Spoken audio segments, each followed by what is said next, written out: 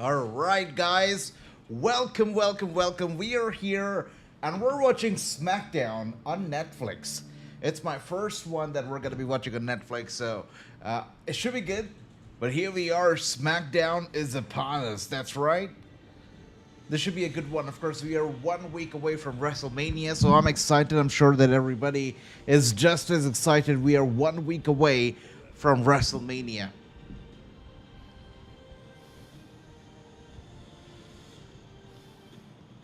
Let's go.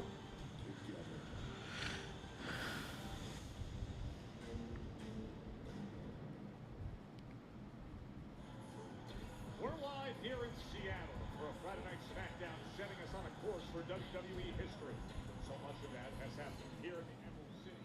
But the yellow brick road we're following doesn't finish it on. It's Destination Vegas. Allegiant Stadium, now only 8 days away from hosting the most... Cheers, everybody. We are 1 week away from WrestleMania. I'm excited. I'm sure everybody is just as excited. It should be good. Arriving here in Seattle is the Scottish Warrior, Drew McIntyre, making his first public appearance since the Mania match was just announced in the last 24 hours. Eye patch and all.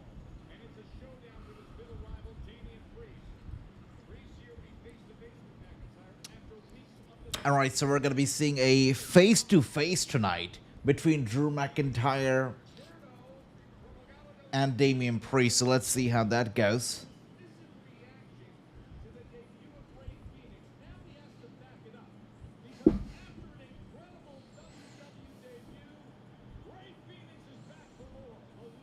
Ray Phoenix is going to be taking on Humberto, who is now called just Berto. But that's going to be happening later tonight. And here we are, Cody Rhodes trying to make some money. Signing his weight belts right there in the back. We got, hey, my brother, great to see you. True, welcome. Great to see you. Welcome. I am doing great. I hope you're doing great as well, brother. So glad to be here. You know, didn't watch any wrestling during the couple weeks that I was away, but you know, just in time here for WrestleMania. I hope you're doing well. True, welcome once again. Fantastic seeing you. How do you feel about the WrestleMania build so far? I mean, you know, 1 week away. Do you think that they've done enough to build up WrestleMania? I see that the event is still not a sellout, and you know, some people were talking online. I saw recently on Twitter and whatnot that you know the show is just not sold out. But you know, instead of just blaming it on the build, I feel like the ticket prices, the enormously high ticket prices are to be blamed. It's crazy how WWE, I feel like they have kind of made WWE the rich man's form of entertainment now. It's really expensive to go and attend those events live. It's no longer, you know, something that starts from $35. They really have gone up. It's insane. And great to see everybody. Welcome, welcome. Of course, Kevin Owens is now out with an injury.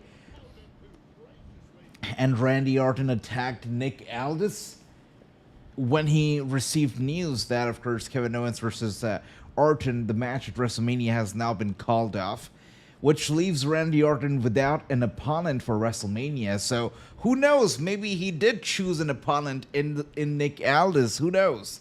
But we're probably going to find something out tonight. What does the future hold for Randy Orton at WrestleMania 41? And here we are, starting off the show here with Nick Aldis. This is good.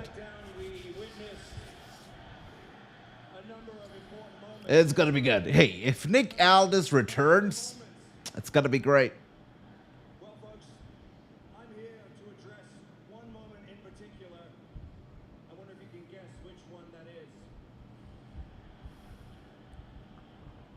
Now, You know, I agree with you, True. It's been good, but really, I mean, I was thinking, right?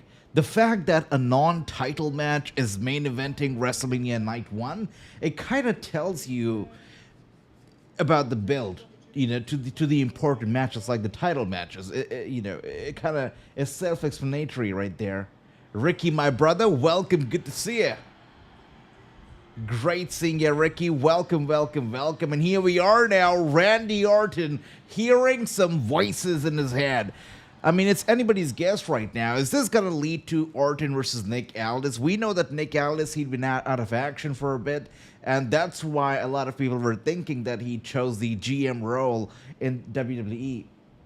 But since he's now cleared to wrestle, or as the dirt sheets say, he's cleared to wrestle, could he be making his WrestleMania debut or WWE in-ring debut at WrestleMania? It's got to be interesting. I'm not sure how I would really feel about it because, you know, getting a spot at WrestleMania, it should be a big-ass deal. But now you've got that real new luchador, I don't even know what his name is, Americana, or whatever he is, right? The brother of Chad Gable, that luchador, he has a WrestleMania spot. And if you talk about Penta, who just recently, you know, really debuted in the WWE, he is not only fighting at WrestleMania, but he's fighting for the title at WrestleMania. So, you know, a little bit easy to slide in there, it feels. So Nick Aldis with 1 or 2 weeks build to WrestleMania? Let's see. Let's see. I mean, I don't know. Mixed feelings about it. I just came back by Arts Gallery. That's great, Ricky. That's great. You're driving back. Okay, don't drive and text, Ricky. Don't drive and text. But great seeing you. I hope you had a good day. Miss you too, Ricky. Miss you too, True. Welcome.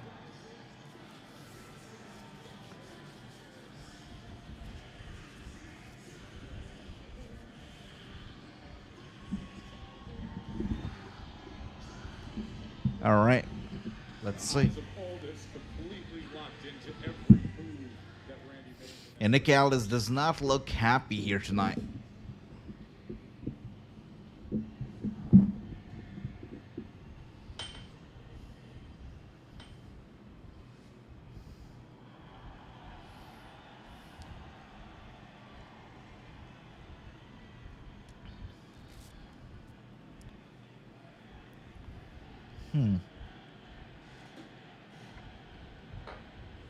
Yeah, Nick Aldis, he's got those murderous eyes here tonight. Look at them. Look at him, really.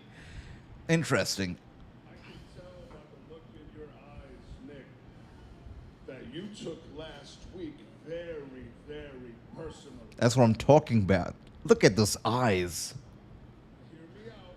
You can't expect me to believe that you didn't see yourself eating an RKO at some time in your future. After last year or so ago, same thing happened. I paid a fine. What did I do, Nick? I paid double on that fine in case something like last week would happen again. It happened again. I paid in advance. I paid in advance.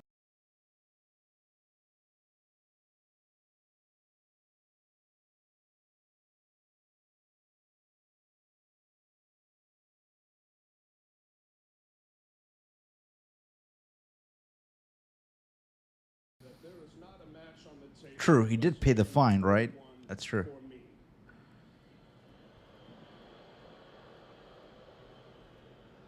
Nick, this is a very important WrestleMania for me. This will be my 20th time competing at WrestleMania. That's crazy. 20 years? 20 years, 20 WrestleManias for Randy Orton is insane, right? How time flies. Be in Vegas. I will be all warmed up, ready to go. I will have my gear on, and I need you to give me a match. I don't care what it takes. Maybe you lose the suit for a night, and you gear up too. Yo. Randy Orton proposing that Nick Aldis fight him at WrestleMania. Okay. You think this is about money? You think this is about $100 grand? Randy, look around you. I know and you know this company's doing record business. You're a major part of that, and I'm very fortunate to be a part of that. I busted my ass for 20 years to make it to this company. Nick Aldis keeping it real. The company is doing good financially. I don't need your money. I need your respect. Okay. Nick Aldis demanding respect. Well, respect is earned, Aldis. Respect is earned.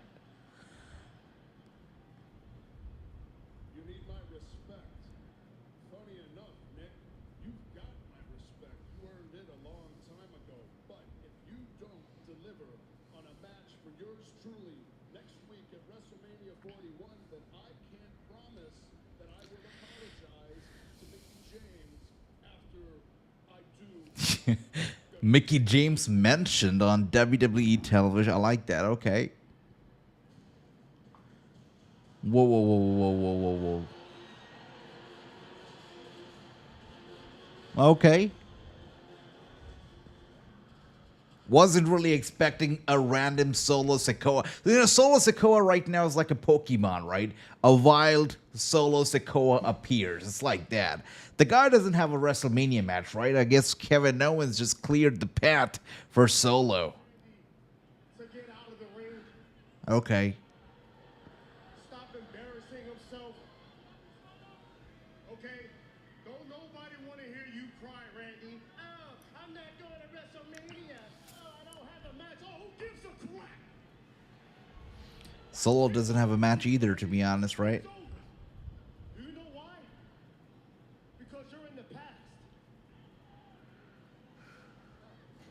And next week, LA Knight is going to end up in the same boat as you. I know, true. It's, I guess it kind of makes sense because Solo also doesn't have a match, and people were talking about how Solo doesn't have a match. So, you know, Is walking out as the new United States champion. so I guess it kind of makes sense. And you, Randy, will be sitting at home all. But God have mercy. I mean, come on. Solo versus Randy has got to be a bum ass match at WrestleMania. It's funny is the fact that you have the balls. Both of you, I'm talking you too. Tom. Yeah, that's funny. Well, I'm trying to be for the first time in my career diplomatic about some business to do with WrestleMania 41, and you got the balls to interrupt me. The voices have been knocking for a few weeks now. You know why they've been knocking? I got all this pent-up aggression. What they're telling me now, boys, is to get your ass in this ring, and I'm going to show Seattle how to beat two Samoan boys. Yeah, I got a feeling that we're going to be seeing Tama Tonga versus Orton tonight. And that is somehow going to escalate to Solo versus Orton. Not a match that I want, but I guess it's a match that I deserve. Okay. Solo and Tama Tonga stalking Randy Orton, and he goes out right to the apron. Randy got to go for the Cut against Solo. DDT right there on Tama Tonga. And Solo Sakoa now from behind. It's the numbers game. Is this going to turn into a tag team match? I got a feeling it's going to turn into a tag team. Nick Aldis get involved or something. Man. Nah, it's got to be somebody else. Man, there's nothing more boring than this guy, LA Knight. This guy is nothing but one word. Yeah, that's it. I cannot get excited about LA Knight, and I feel sorry for people who do. Still in 2025. Things change, eras change, broadcasters change, but one thing remains the same, you know? The build to a tag team match on a weekly show. I mean, it always builds the same way. All right. So LA and Orton versus these two tonight. LA Knight and Randy Orton.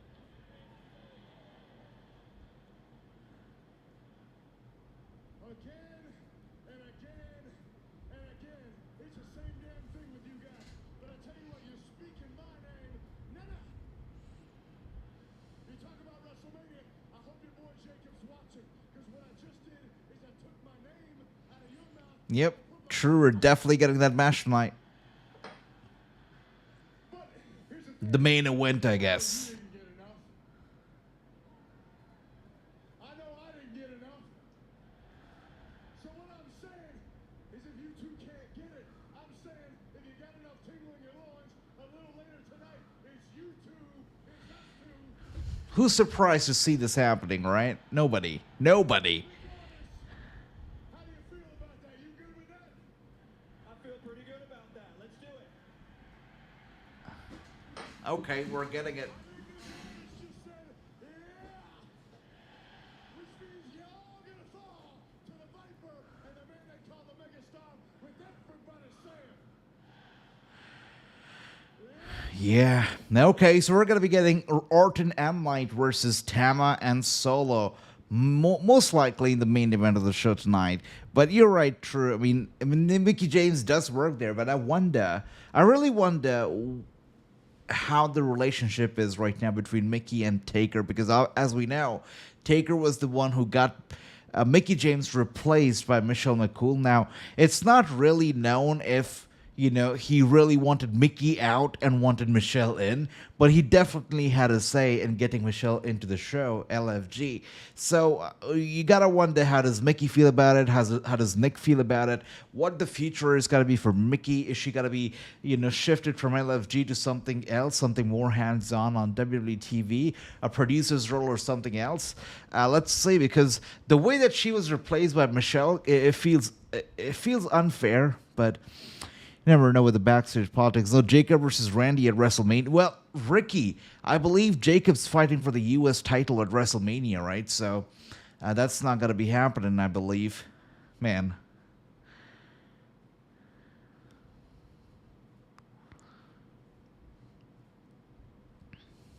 It's kind of crazy, right? That Solo doesn't have a match of WrestleMania, at least right now, so far. But Jacob does, and that to a title match. It kind of tells you about the reach and the popularity of Solo Sakoa. So that's that. I think Aldis will fight Orton. I hope so, true. I hope so, because, yeah, there's literally zero hype about Randy versus Solo. It does not make sense, and it's not going to be a good match. It's going to be worse than Jay and Jimmy Uso last year at WrestleMania. Dear. Okay, with that being said, we are now at a commercial break, and wow, this is my first time watching a show live on Netflix, and during the commercial break, I'm just getting, videos of these WWE superstars staring into the camera, and that's it. It's cool. It's cool.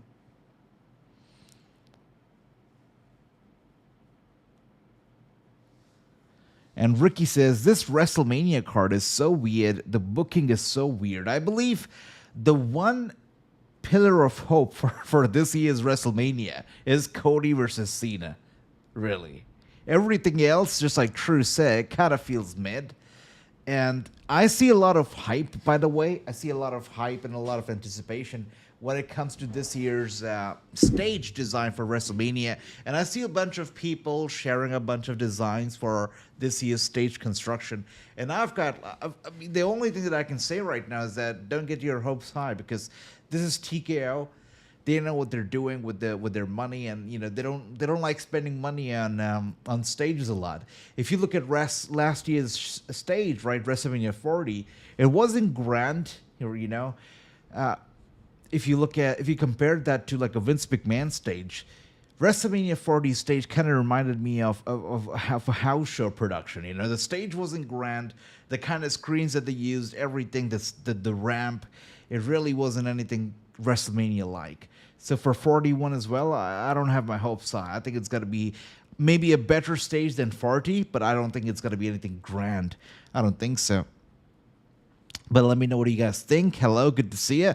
4-way for the U.S. title. Yeah, we're getting a 4-way. And Penta, who just made it to the WWE recently, he's fighting for the title at WrestleMania. That's a big one, right? I mean, mixed feelings about it. I mean, I'm happy. I'm glad to see Penta, WrestleMania card. He's a great talent.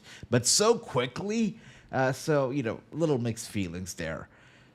With that being said, commercial break is still going on, still going strong.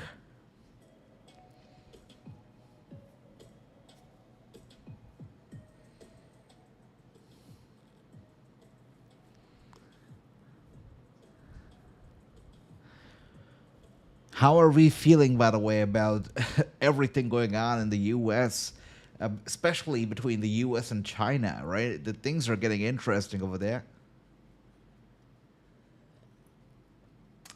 Last I heard was that China got back with the 125% as well. So it's definitely interesting there. Don't be scared to sing along. Don't be scared to laugh. Sweet singers like we have on earth. You are the greatest people on earth. Hey, can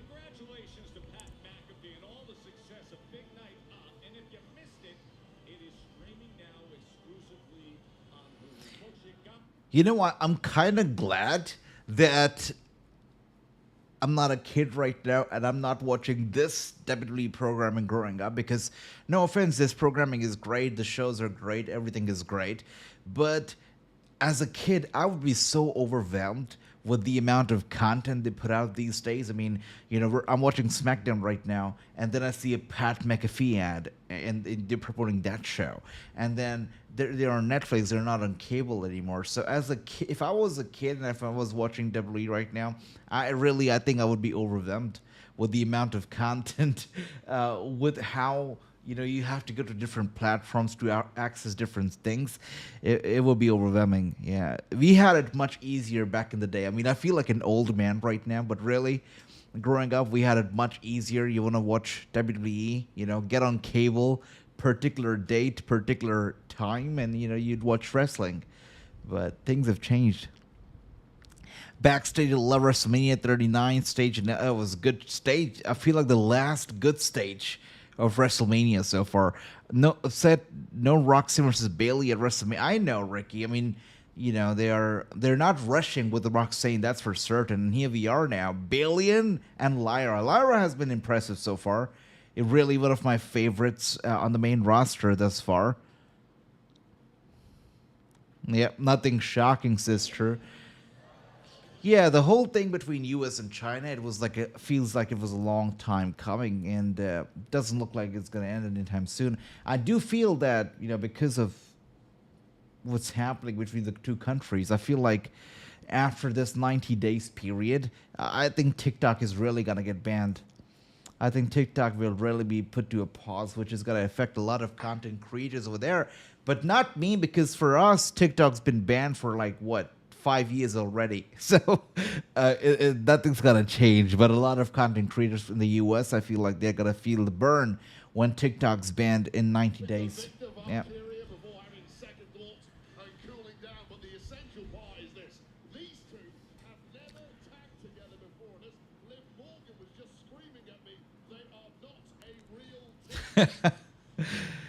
All right, True. Yeah, Ricky, get your lotion, as True said right there. If you're home already. And here we are now.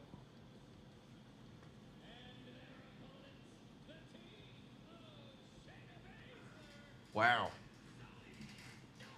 This is how long it's been since I've seen these two. I had no idea that they were called Peck.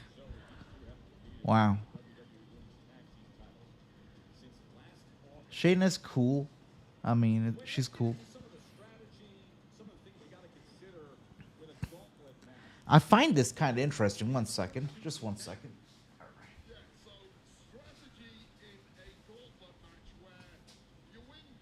Yeah, so here I am. I find this kind of interesting because, earlier, merchandise used to be so important and, either a heel, either a face. It didn't really matter much because everybody had merchandise. But now, girls like Shayna Baszler, she comes out, she's wearing a black tank top, absolutely generic, and no merch. I find that interesting. I wonder how much merch does, Shayna even move. I don't think it's going to be a lot. And here we are now starting things up with Bayley and Shayna. Seems like it's a tag team Friday night because the main event obviously has got to be a tag team. And the first match of the night is also a tag team. So it feels like we are in for a tag team SmackDown. Definitely true. Definitely, I agree with that. 100%.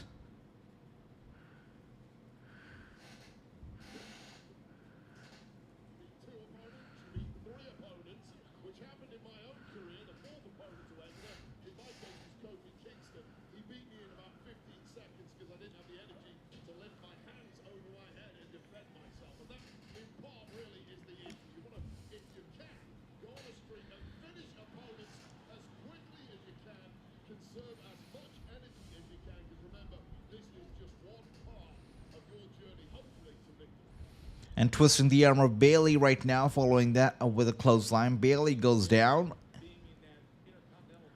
And the tag being made to Shayna Baszler. Quick tags here from that team. Shayna Baszler in the match for the second time here. And now a kick to the arm. Bayley in some trouble.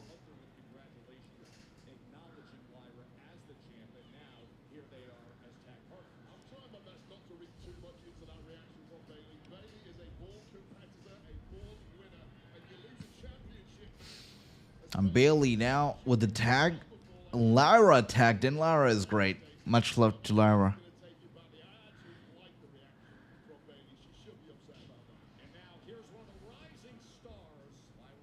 Pretty cool. Intercontinental champion.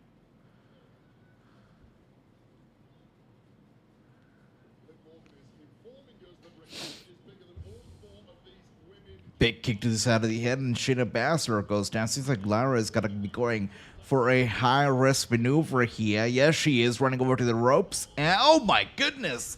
Shayna flying out of nowhere. Is she even the legal competitor right now? I'm not sure when the tag was made, but I guess she is, because she did attempt a pin on Lyra there.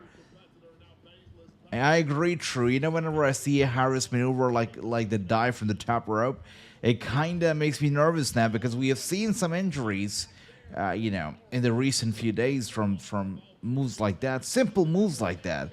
It's not worth it to risk injury, especially in time for WrestleMania. I totally agree with that. And here we are, Shayna with the save once again.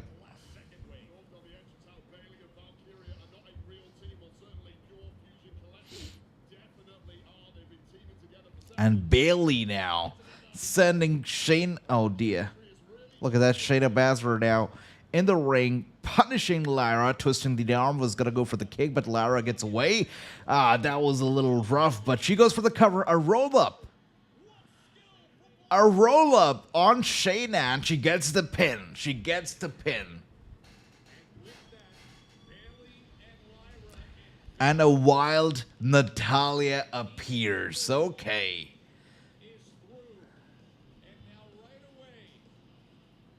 Natalya and McIntyre is a thing right now. Wow, it's been so long since I oh wait, look at that. Natalya and McIntyre coming out. With that being said, commercial break is upon us again. What is the point of these oh wow. Maybe no commercial break. I don't know. It seemed like Netflix wanted to go for a commercial break, but it's back over here already. I really gotta ask you guys, what's the point of these commercial breaks if we don't see any commercials? I don't know. Are you guys able to see the match? Because I can see the match right now. They're making the entrance. But for some reason at the top right, it also says that we're going to be back in 2 minutes and few seconds. So I'm a little confused here. Weenam, great to see you, my brother. Welcome. Hope you're doing well. Yeah, Gauntlet match, true. Indeed. No wonder that was a quick roll-up, right? So this really is a tag team SmackDown. We're going to be seeing a lot of tag team matches tonight, Friday night. All right, and Natalya and Lyra looking to lock it up over here, but Lyra, one step ahead, gets Natalya down, was going to go for the submission hold. Natalya gets away very quickly.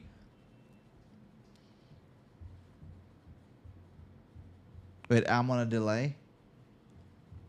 That's crazy. Broadcasters change. Everything changes, but I'm always got to be a delay forever and a day. Okay, true. Thank you for that. Yeah. For me right now, you know, Natalya has Lyra in a headlock. Lyra trying to slip away. Yeah. I can't believe that I'm on a delay even on Netflix. Oh, you were behind. Okay, true. That makes me feel a little bit better. But by the way, are you watching this show on Netflix or is it on Peacock for you right now? And here we are. We got a headlock locked in on Lyra. Lyra pushing Natalya to the ropes, and now Natalya with a shoulder tackle. Lyra goes down. Now a tag to Bailey. Bailey comes in. I do know that WWE and TKO love to get ad money. Everybody loves ad money, Ricky. Even I do love ad money, you know. So we love ad money. It's true. Yeah. We watch here on USA Network. I see. Okay, SmackDown is USA and Raw is Netflix. Okay, makes sense. By the way, so everybody, you both have Netflix subscriptions, I'm assuming, right? Yeah? If you do, let me know. What other show are you watching on Netflix right now? Is there any show that you like? Any show that you would recommend watching? And here we are now. Twisting the arm of Natalya, and a tag once again to Lyra. One more time, twisting the arm, jerking it there. and really targeting that bad arm of Natalya as we speak right now. Natalya is scheduled to wrestle at Bloodsport, right? April 18th, is that the date? Yeah, I think so. NXT CW, wow. For us, everything is Netflix, so I feel like it's better, and eventually that's gonna be the case for US as well. It's convenient, but as they were saying, that Netflix was gonna be having like 30 years of programming. It does have programming dated as back as maybe 30 years, but not necessarily each and every show. You know, they have handpicked some pay-per-views. They have handpicked some shows. It doesn't have the entire library worth of 30 years. That's for certain. Yeah.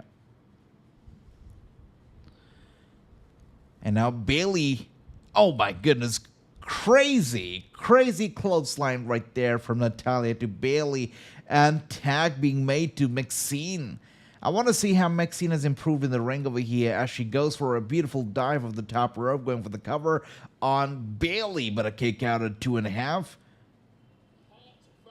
And now we got a, oh my, spinning kick right there to the head of Bayley. Bayley down one more time. Maxine once again was going to go for a suplex, or so it seems.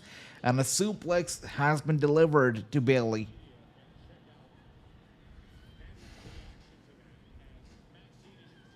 Interesting.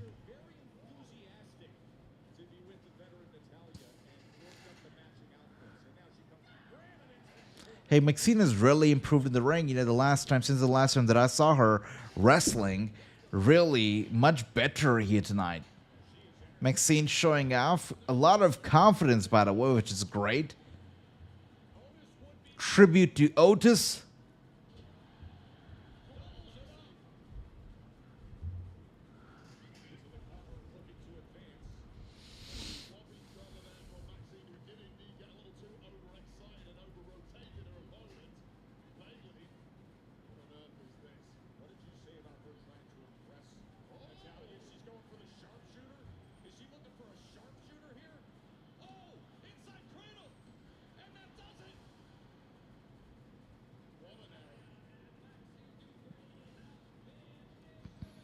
Well, Natalya doesn't look happy at all, but Maxine has been eliminated out of nowhere. Oh, these two are still a team? Man. These two are mid-carders for life. I'm never going to see either of them ever hold a singles world title. It's never going to happen. Kaden Carter, Katana Chance, even though they have talent, you know, WWE is way too comfortable having them as a tag team, and it's just terrible. Yeah, they're never gonna break out of the shell. They're really in that shell, the tag team shell, and they're never gonna break free. And a code breaker, by the way. I love code breakers. Great stuff. Tag being made one more time. Chance goes down now. Kaden Carter trying to go after Bayley over here. Running over to Bayley. Bayley with a boot to the face, and she climbs the second turnbuckle. Holy crap, look at that dive from the top. And that shoulder gets up by Kaden Carter. That's their second match of 2025 with Kaden Carter and Katana Chance. They're coming off the That's what I'm talking about, right? I told you they're going to be mid-card for life. We're in April already, and this is only their second match in 2025. That tells you a lot about their booking.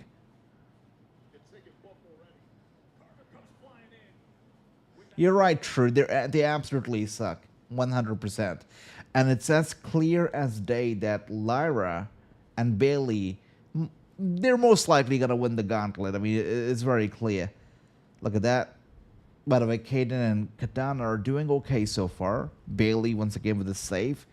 But, let's see. Yeah, at least it felt like they had a chance. They had a shot at winning this thing, right? Every the team that's come out so far, not really. And by the way, this really is a tag team Friday night. We're getting a lot of tag team action. And I'm not thrilled about the tag team main event that we have in store later tonight.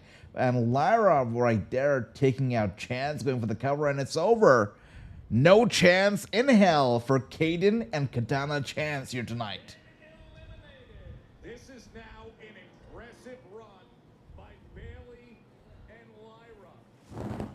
But things may be about to get ugly for Bailey and Lyra. Up next, Michin and B-Fab enter the fray in this gauntlet match. I'm never taking nobody named B-Fab seriously. I'm sorry, B-Fab. You might be incredibly talented, but I'm not taking B-Fab seriously for two reasons. Number one, AJ Francis.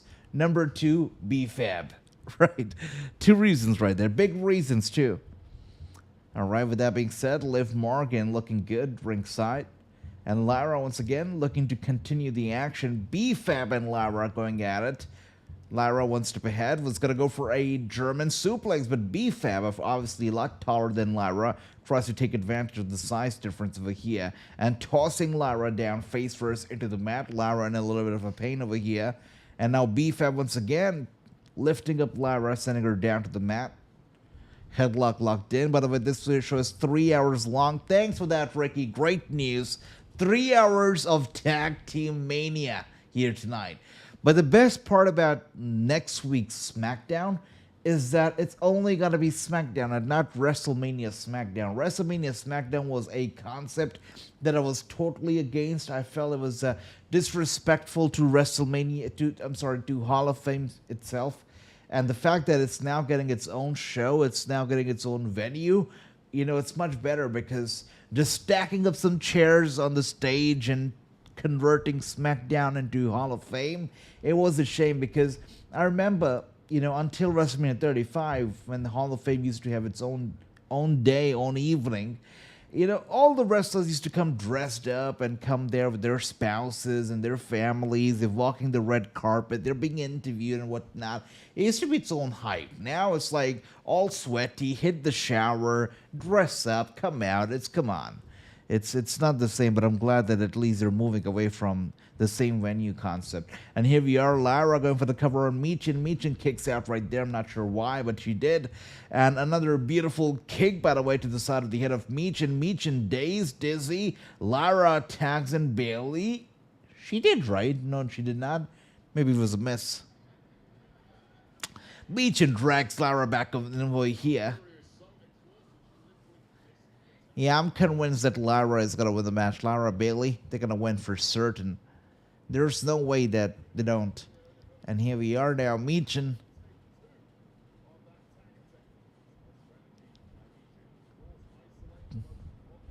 With a tag to B-Fab.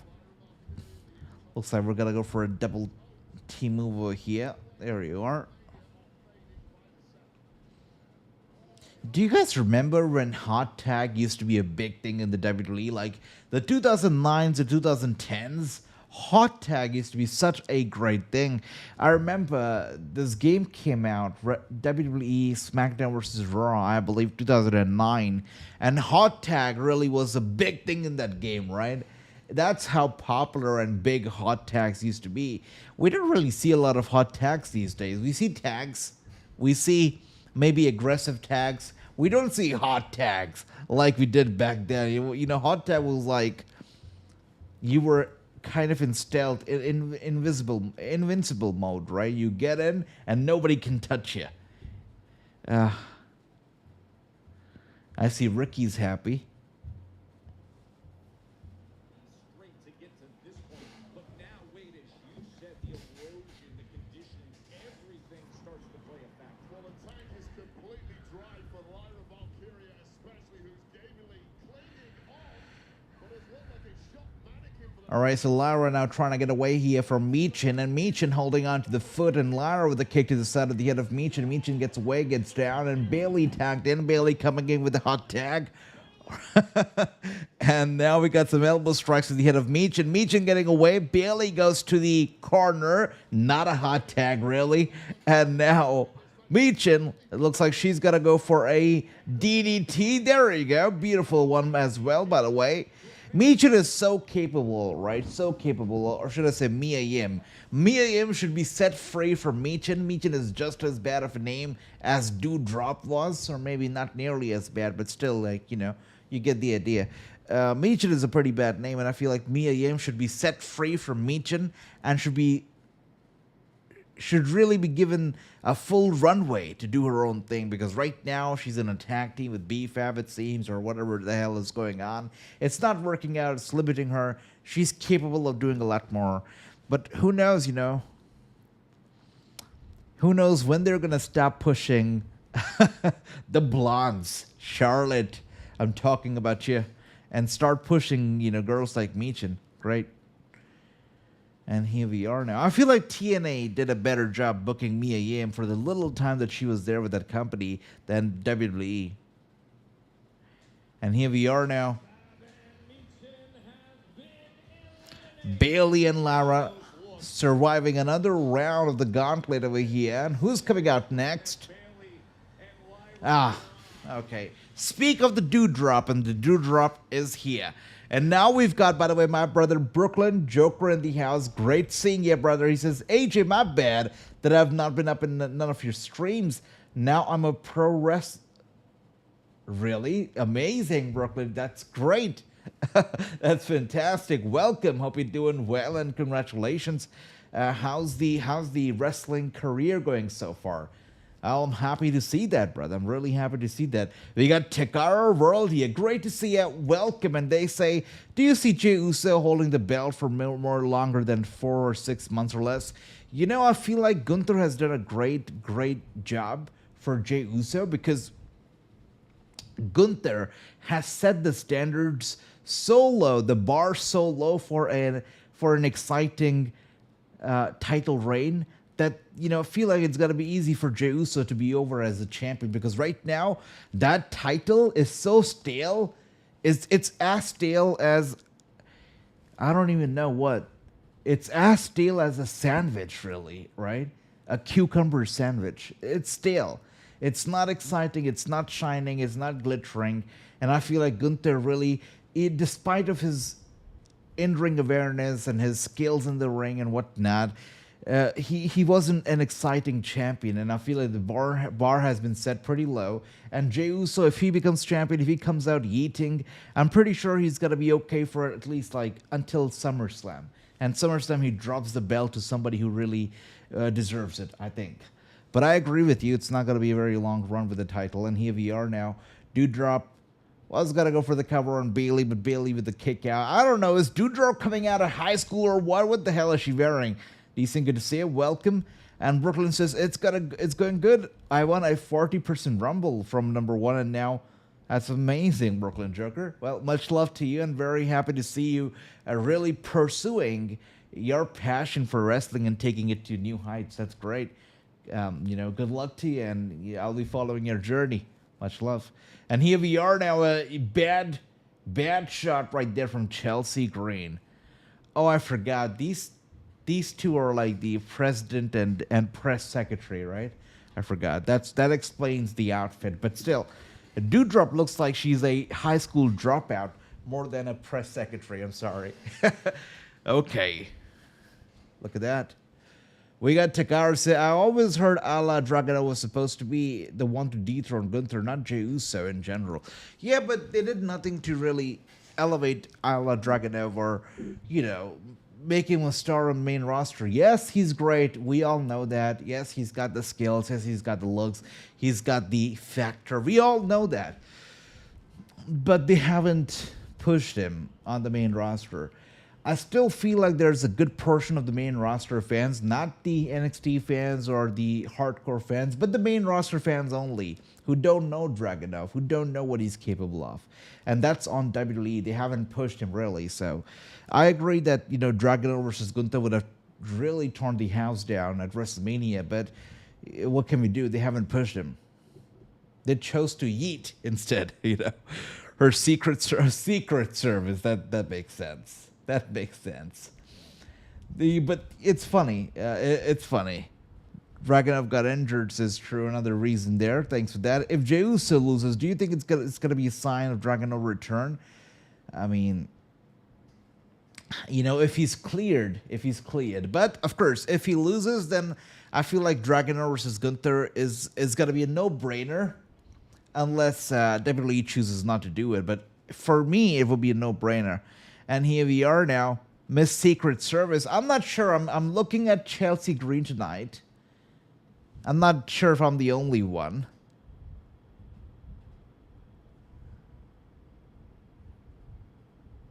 There we go.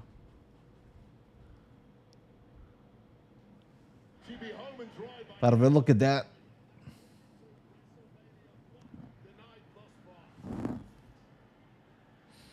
I gotta say, this lady over here, right, Alba, she really reminds me of, what's her name? Maria Kanellis. Look at that hair, right? I think Maria Kanellis, but a lot taller. Yeah, really.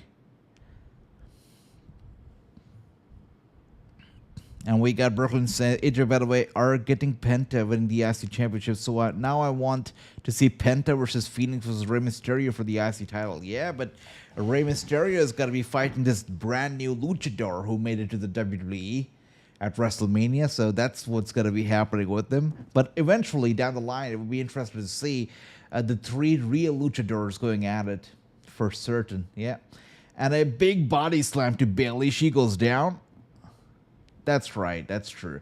Now, Maria is great, and I've got to say, my first ever wrestling crush, Maria Kanellis. She's great. I remember playing SmackDown vs. Raw 2008, and seeing Maria Kanellis for the first time, animated. Great, she's great. Let's get some water. Now, Maria is great. Fantastic. I still remember the time that I interviewed her. Fantastic.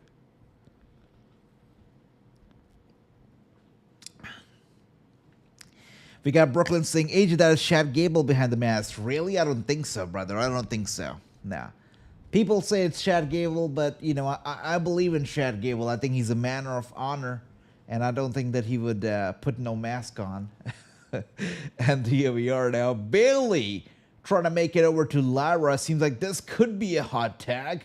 And, oh my goodness, a big-ass kick to Secret Service right there. And now Lyra, top turnbuckle. Beautiful dive over the top. And now to Alba. Once again, a spinning kick. Man. Piper Niven is taking it. She's eating all those kicks right now. Following that up with a tremendous DDT to Piper Niven. Wow, she got to go for a suplex on Piper. This is going to be good. Oh, she did not. Man, if Lyra would have gone for that suplex, she would have won me over for certain.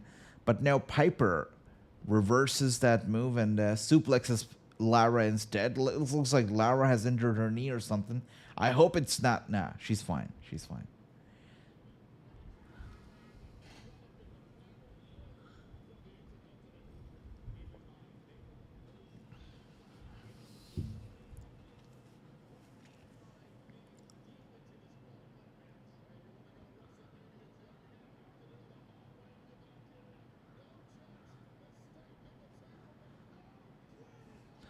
That's insane.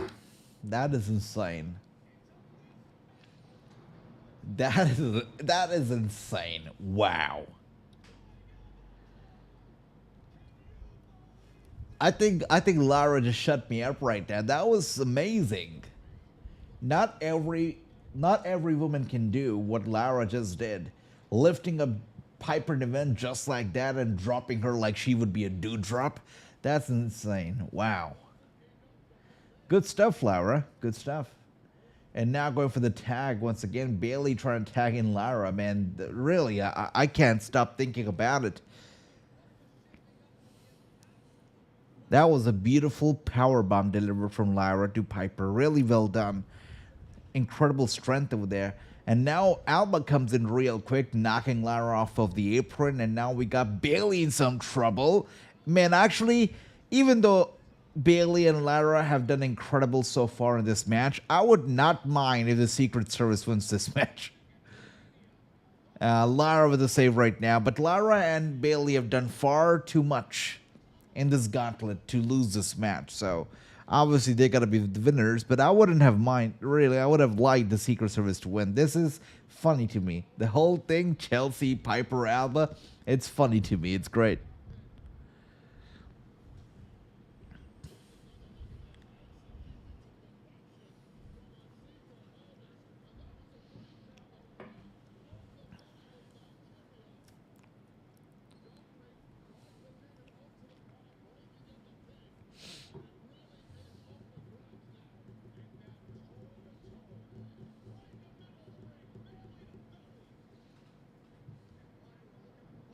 And a headbutt right there to Lyra. Lyra goes down.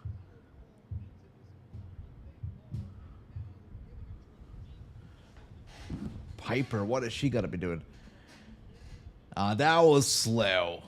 That was slow. Okay. Come on, Piper. One job. She can't even knock herself out of the ring? Really? That was so slow. The camera should just cut away. That was terrible.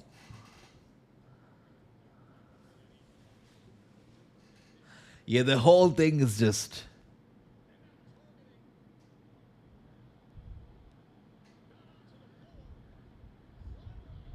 with the assist from Bailey now, okay, but that whole exchange was so slow. Okay, and now we got Alba going for the cover on Bailey. It's all on Bailey right now because Lyra's down. Bailey must win. And now Alba looking to finish this, but Bailey gets away. And now a quick tack to Lyra. Lyra's like the superwoman of this match, right? She is the one who single-handedly has got so many wins here. And now Lyra, top turnbuckle. Beautiful leg drop off the top and go for the cover on Alba. It's go 1, 2, and 3. And with that being said, the match is over. Lyra is the winner, along with Bailey, obviously. Good stuff. Well-deserved. Great match. Great match. I'm not even a tag team fan, but wow. This whole gauntlet was fantastic, and that's only because of Lyra and Bailey, but Lyra especially. She was incredible, and I cannot forget just the picture of Lyra power bombing Piper in event just like that was crazy. I mean, the incredible strength that she has, right? Her shoulders, her knees. It takes a lot to do that, and wow, she won me over as a fan tonight. For certain. There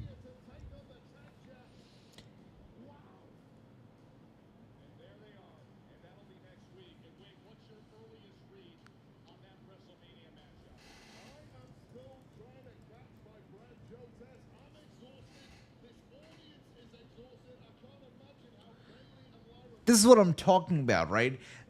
Lyra and Bailey had to go through hell really in this gauntlet match to get to WrestleMania. And that's what WrestleMania means, right? To get a match at WrestleMania, to get a WrestleMania spot is a big deal. And you have to go through a lot to get there. But then you look at guys like El Grande Americano, who just made his debut, right? He's brand new to the roster and already has a WrestleMania match. I mean, come on. Guys like, I'm sorry, no offense, Penta, who just made it to the company, and now he has a title match at WrestleMania. This is the kind of stuff that, you know, it's hard to digest, but I guess it's okay.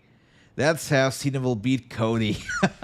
That's true. You know, I feel like it's almost impossible that Cody beats Cena. I think it's 100% guaranteed that Cena's gonna beat Cody Rhodes. But if Cody beats Cena, I really wonder which direction is this whole thing gonna go down to, right? I mean, what's next for John Cena if Cody beats him, right? It will be just a big slap to the face. I wonder. That's true. That's true, yeah. He is an established star. That's why I'll give him the pass. But El Grande Americano? Nah. I'm just kidding. I'm just playing. And here we are now. Became official this week. It is happening. Priest and McIntyre. What do you guys think? True, what do you feel about this match? The Sin City street fight between Damian and Drew. Do you think there's any build to it? Any excitement behind this match? Do you care? Let me know. I feel like... Wait, 1 second. Wait. It just reminded me. What about the Andre the Giant Memorial Battle Royal? Do we have any word on that? Is that match still happening or has it been scrapped? Do we know what's up with that match? Wait, let me look it up because it just came to mind while talking right now. Andre the Giant Memorial Battle Royal 2025.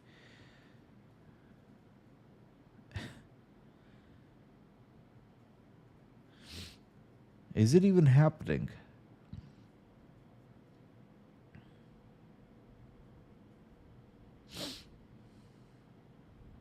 Yeah, I agree with that, true. I mean, there's been no mention of it so far. I'm looking at, I just looked it up. Again, there's been no mention of it so far. None of it. So, let's see. We got Ricky saying, it's nothing, AJ. Brooklyn says, it's gonna happen on SmackDown, just like it happened last year on SmackDown when Jey Uso won it. Yeah, I guess so. I guess so. You're right. Looking like WWE not bringing back this year. You know, I feel like Ricky, even if they do away with it, it would just mean nothing because honestly, that whole thing means nothing. It started off meaning a lot, but now it means nothing. So, yeah. And now with that being said, I'm getting a commercial break with, once again, the superstars being profiled during this commercial. Tiffany looking good.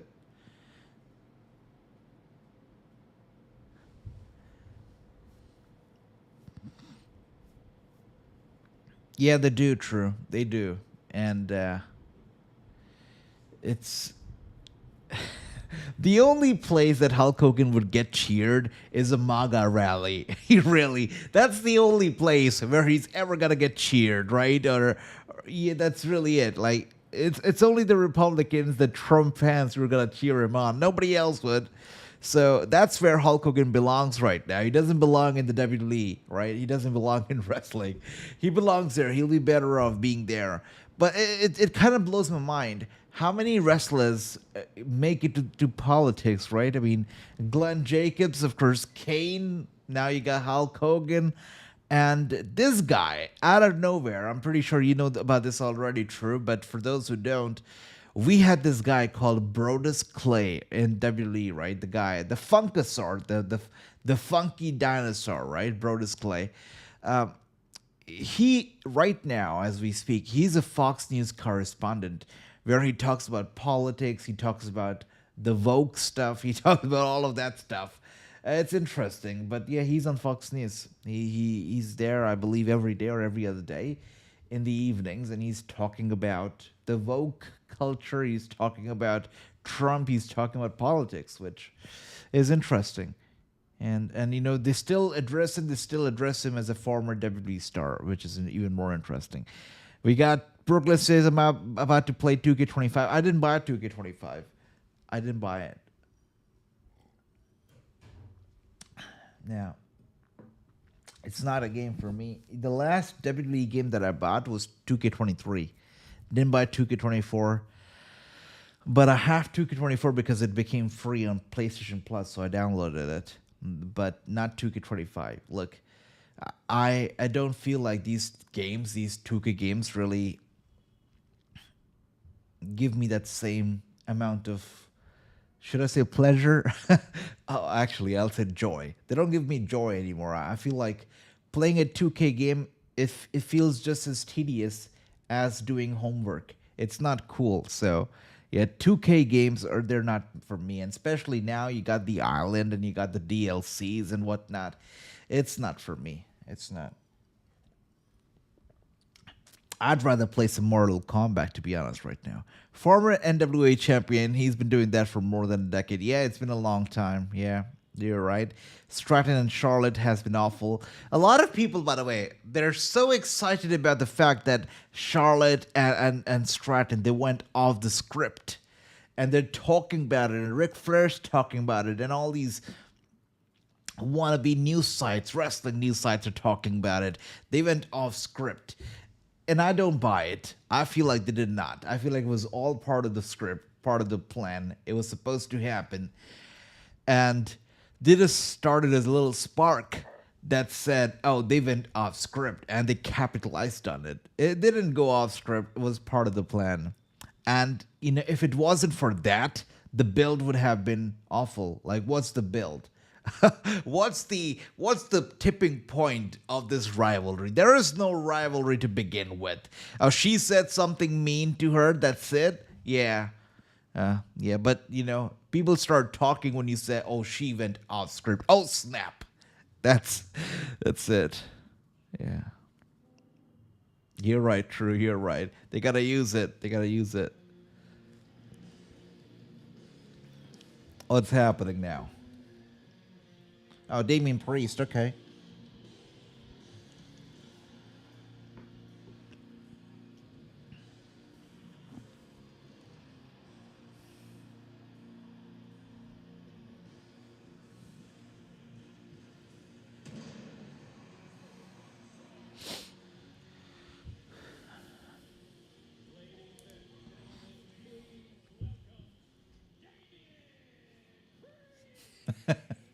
Yeah, that's for certain. By the way, speaking of divers, I'm happy for Miro Rusev, right? He's back with Lana, CJ Perry. I'm happy for them. And it seems like he's going to be back in the WWE. I'm not sure what is he going to be when he comes back. Is he going to be Miro or is he going to be Rusev? Is he going to bring Rusev Day back? Is Lana going to come back as well? I wonder. But I really hope that if he comes back, he doesn't end up like Karrion Kross, because Karrion Kross right now is a nobody. And it's awful. Karrion is awful. I hope that Rusev does better. And here we are, by the way. Damian couldn't even finish his entrance before Drew McIntyre comes in and literally attacking the crap out of the guy.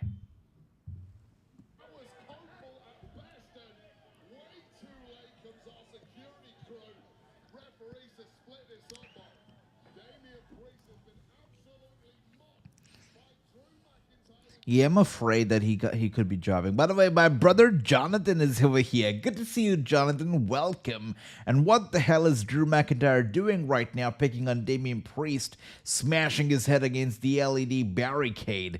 Jonathan, you got some explanation for that? Good to see you, my brother. Welcome, welcome, welcome.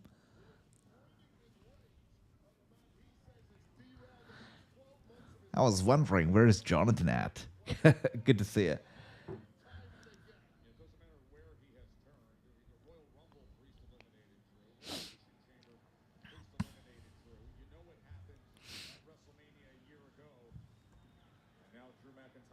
Are we starting to see clearly now?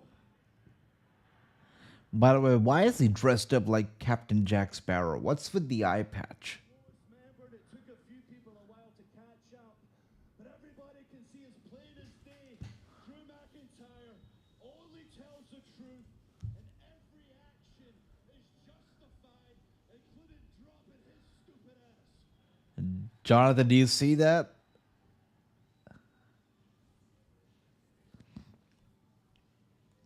Oh, he got glass in his eye? Real glass? Is that right?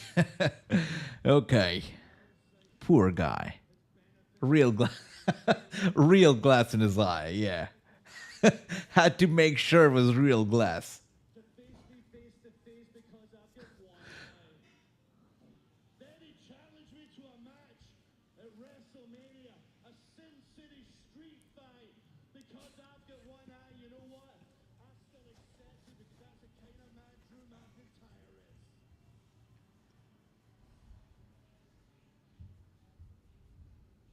This match is a year in the making. Priest, you always say you want to live forever. Well, I'm going to make sure nobody forgets you, because I'm going to give you the beating of a lifetime at WrestleMania. Okay. There's more. Seattle, do you want me to let you in on a little secret? A little secret? What could the secret be? Wolverine here's got some good news. The eyes okay? There we go. I'm 100% cleared, which means at WrestleMania Good stuff, Drew McIntyre. Well, the eye's okay. Well, if you're going to the Sin City, you better make sure you look good. And now Drew McIntyre looks good without the eye patch. And now we got Damian Priest, by the way. He's coming back out. Okay. Good stuff, Priest. This is how big of a gentleman Damian Priest is. He waited for Drew McIntyre to finish his promo before he'd walk out. What a gentleman, really. And he comes out over here, and now he's got Drew McIntyre where he wants him, getting him back into the ring over here. Some punches landed on Drew McIntyre. McIntyre tried to push him away, and now going for the clothesline. Damian with a nice dodge, and now a rebound to the clothesline to Drew McIntyre. Running over to Drew once again in that corner. Elbow strike, McIntyre in trouble. Damian with the clothesline, and now Drew McIntyre has been sent to the outside. Damian Priest once again going after Drew McIntyre, grabbing his head, smashing it into the steel steps. There you are. I'm not sure about Drew and Priest. It's like cat and mouse at the moment. Each week one attacks the other. Yeah, I mean, how times change, right? I mean, last year, WrestleMania, Damian Priest was like up here, cashing in, walking out as the world champion, whatnot, and now we've got some Tom and Jerry going on, right? So that's that. With that being said, Damian Priest has been silenced. Why is Priest wearing his girlfriend's jeans? But the question is, which one? Drew McIntyre in an interview, he did say that Damian's great, but he's got his own thing. He's with another partner every other day. So, yeah, you got to wonder which one. And here we are now.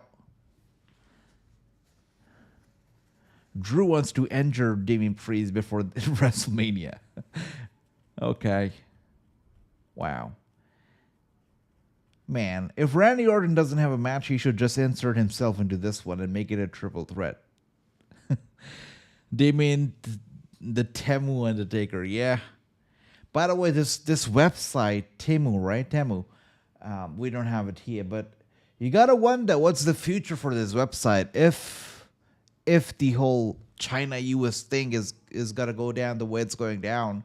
That website could be shut for good, right? Because isn't that the website that you get stuff from China from?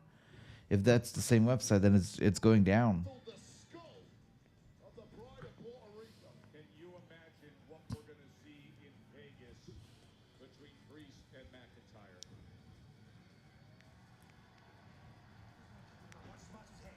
It's the illegal exposed turnbuckle goes back into the left. We were screwed last week, and no one's talking about it. Not that idiot Charles Robinson, not Nick Aldis, no one. I don't know why. Really? We don't even have it over here. Over here, it's really just Amazon that most people use. And here we are now. Yeah, conspiracy to keep us away from the tag team titles. That's what's happening. Hey, we two whispering about. Wait, no, sorry. We were agreeing. We were saying. I feel bad for anybody who finds Tommaso Ciampa and this other guy entertaining. I feel bad for them, like, really.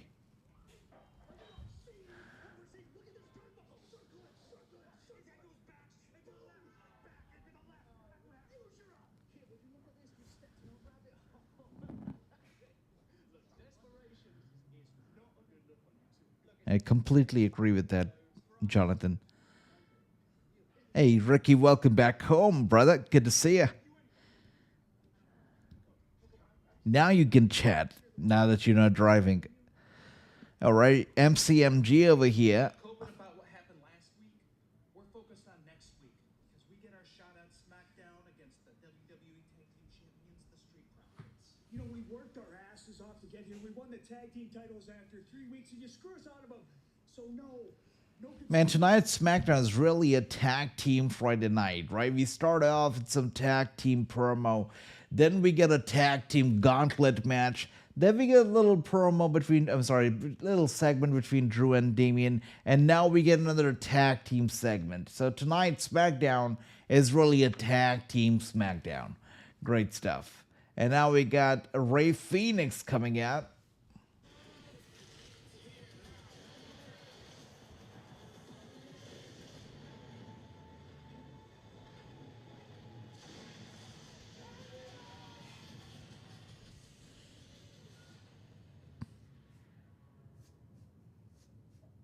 All right, up next, we're gonna get a commercial break, and after that, Luchadors is coming our way. oh, no commercial. We're getting Ray Phoenix right here, right now. Will be an action-packed showdown with Legado del Fantasma's Berto.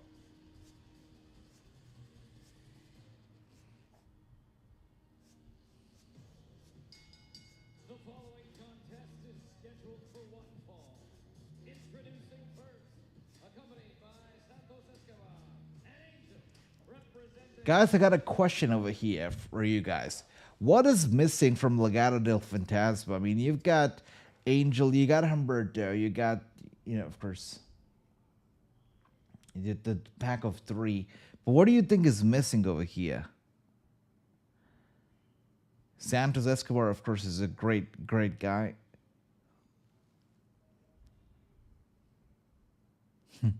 I really hope it doesn't happen, brother. I'm concerned about that. And just like you were saying earlier as well, I'm also concerned about Rusev because I don't want him jobbing really once again. I want that. I really want that the Russian Rusev back. I feel like Rusev was much better when he was that Russian guy, and not Bulgarian. He was a lot scarier then. But of course, when he turned to the other country and did the Rusev Day thing, he started jobbing. So I like the Russian, the scary Rusev a lot better. The lady that got released, I agree with that. Now she was fantastic, and she was a big part. She was a big part of this whole faction earlier. Elektra was great, and I'm surprised that she got released because Elektra Lopez, I remember watching this whole thing on NXT, and they were fantastic. The whole faction, Elektra, of course, Santos. The chemistry that Santos and Elektra had was so good.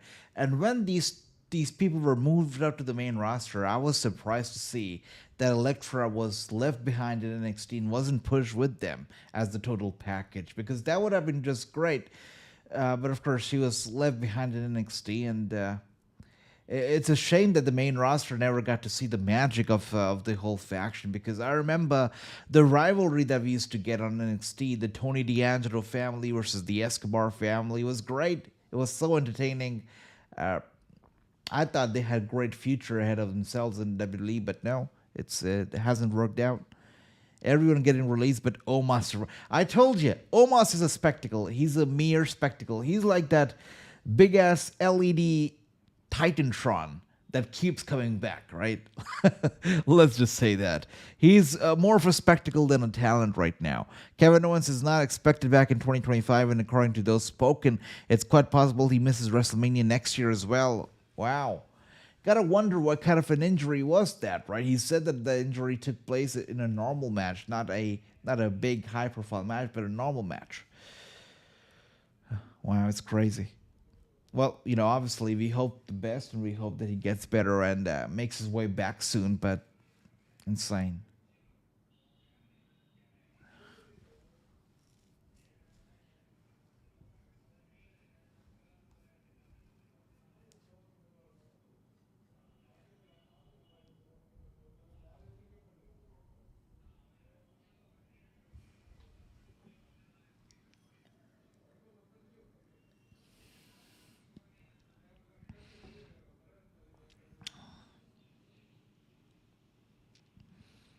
Yeah, that's why wrestling is such a sport that you just never know in wrestling, right? Spinal neck is a tricky thing to deal with. You're right about that. Anything with the spine, the neck, it's so complicated, really.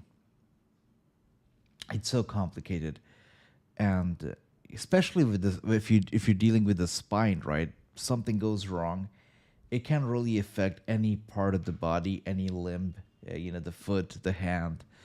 The nerves are interconnected in such a way that even the little pinch of the nerve, it can be very painful. So you're totally right, True. Of course, if surgery is needed, the surgery will take place. Then it's a recovery period, and after the recovery period is the enormous amount of physical therapy that one will have to undergo to get back in wrestling, especially. So you're right, totally. I totally agree with that. a couple months ago. This once again tells you how old I'm getting. But a couple months ago, I literally had a flight right that day, and I was all packed up, and I was about to catch the flight. And again, Jonathan, we're getting old, brother. But got up from my bed, and I was all ready. By the way, I was all ready, and I was just about to leave the house, and got up, and suddenly had a sharp pain in my back, and it was like a lock, and yeah, so that's why anything with spine is just crazy. Totally agree with that. And let's see, we got Rick True over here saying you should catch up on AEW, AJ. I will. True, I will. I was just speaking with James as well. We texted like yesterday, I believe, yesterday or a day before yesterday. But next week, Wednesday, is when we start watching AEW again. I've been away far too long, and we're not going to be away for any longer. So we're going to catch up on AEW. Next week, Wednesday, is when we watch Dynamite. So, fingers crossed. We're going to continue this ride. Let's see. We got Ricky saying, same age, I'm old as well. You know what, Ricky? I would have felt a lot better if you would have written, hey, AJ, you're not old. But okay, thanks, Ricky. Much love. I'm just kidding. And here we are now, class of 2025, by the way. The first time ever that matches are being inducted into the Hall of Fame, right? Which is great. It's a great start. And, for Bret Hart and Stone Cold to get inducted for that is nice.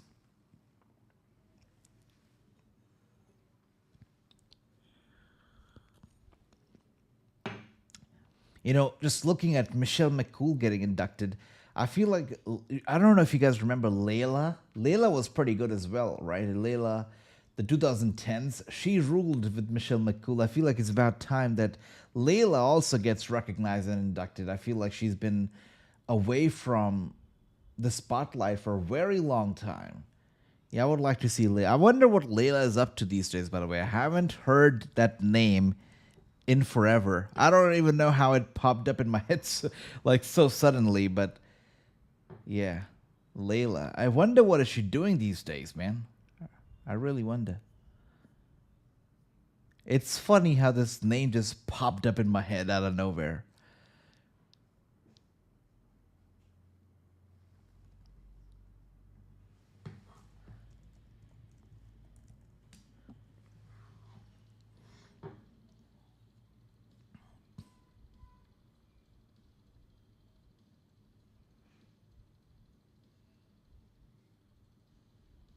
Yeah, yes, true. They are inducting a match. So it's the first time ever that they're going to be recognizing a match as a Hall of Fame caliber match. So the match that is going into the Hall of Fame this time is Stone Cold Steve Austin versus Bret Hart. Yeah. It's the first. And, I feel like it's going to be the first of many. I can only imagine in my head the number of matches that are going to be getting inducted in the future. I feel like for certain, Undertaker versus Shawn Michaels, WrestleMania. I know that 26 is more likely to get inducted, but I feel like 25 was much better. It's going to get inducted. And there are just so many matches like these, right, that could get inducted in the future. So that's that. Yeah, it is interesting. True, it is interesting. And here we are now, Rey Fenix, looking good. I'm so glad that they did not have a trampoline or something so gimmicky, for Rey Fenix to enter the ring, because it didn't work out for Sin Cara. I feel like for Sin Cara, really, the trampoline was a disaster. It should have never been there, Sin Cara would have been just fine sliding into the ring and doing his thing inside, but the trampoline was a disaster because things don't always work out the way you want them to work out when you're jumping on a trampoline. And of course, Sin Cara, it just happened a few too many times, and it was just too embarrassing, especially his debut, right? He was making his debut, was trying to get into with the trampoline. It just was horrible. Yeah, I still cringe when I think of Sin Cara. Man, the whole thing, the whole production behind him, the lights for his matches, it was just too cringy. What can I say? And here we are now, Berto, by the way, not Humberto, Berto versus Rey Fenix taking place right now. Ray going over to the oh my goodness, that was a crazy clothesline, turning him 360 before dropping down to the mat over here. And Humberto with a big-ass chop to Ray Phoenix. And once again, Phoenix with the counter, sending Berto to the ropes. And Berto now with Ray Phoenix up on his shoulder. We got Ray Phoenix in control so far.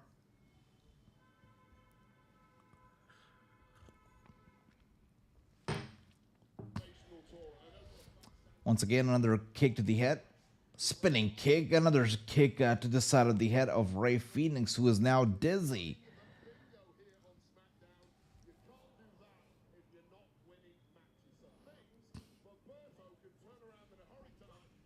I agree, True, 100%. 25 was just, you know, it's not very well known. 1 second, let me adjust my chair. It's not very well known. But WrestleMania 25, I don't always talk about it. But WrestleMania 25, Undertaker versus Shawn Michaels was the match that got me into wrestling in the first place. I wasn't really, you know, a fan before that. I never came across, you know, wrestling before that. But WrestleMania 25, Taker versus Michaels, I was just flipping through the channels. I stumbled upon that match, and I fell in love with wrestling then. It was beautiful. It was beautiful. Yeah, it was beautiful. It was great.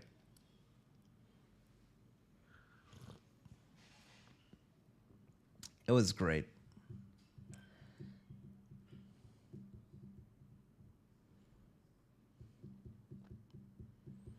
Still remember Undertaker with that dive, right? The top rope dive from the ring and just falling on the cameraman. It was crazy. Okay, now we got the cover on Phoenix. Wrestling is so much better when you're a kid watching wrestling, right? It's just so much better. And here we are now, elbow strike and elbow strike and elbow strike to Ray Phoenix. Phoenix down. Phoenix just let everybody know that he's wearing a cup.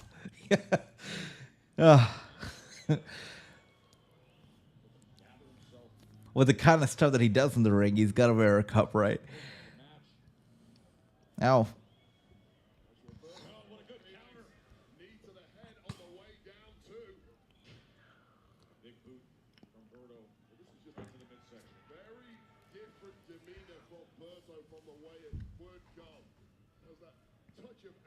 You come to expect from Berto, but there's a scowl, a frown, there's some immense hatred every time he looks towards Ray Phoenix.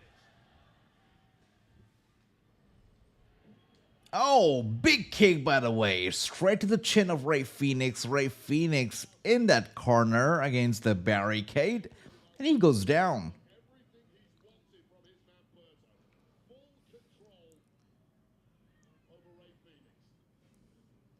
Sending him back into the ring over here. Berto going for the cover on Phoenix. Phoenix kicks out.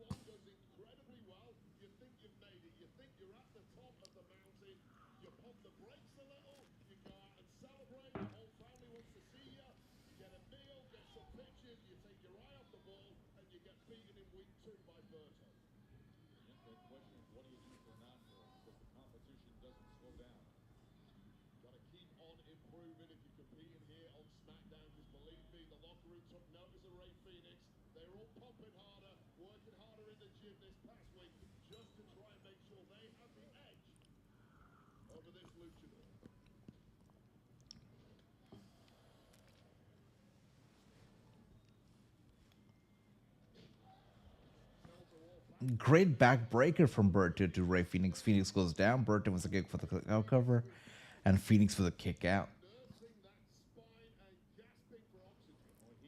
Is that tattoo on Berto's chest permanent? Wow, I feel bad for him.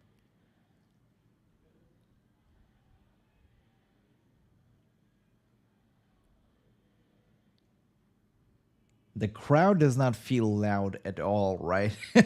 Quite a dull crowd, especially for this match. Yeah, the crowd is silent for certain.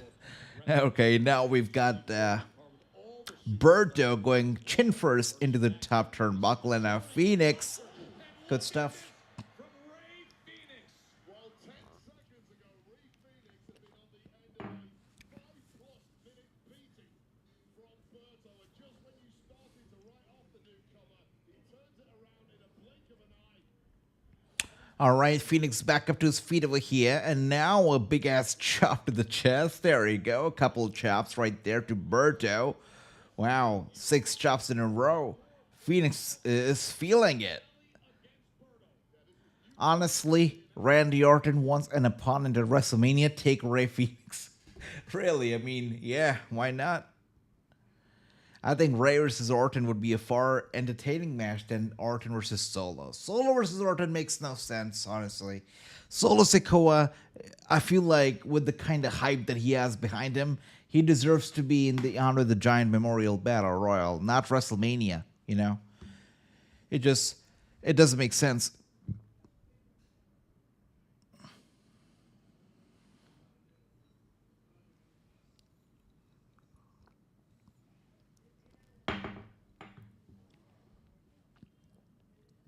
Once again, beautiful dive over here from Ray Phoenix, taking out Berto on the outside once again.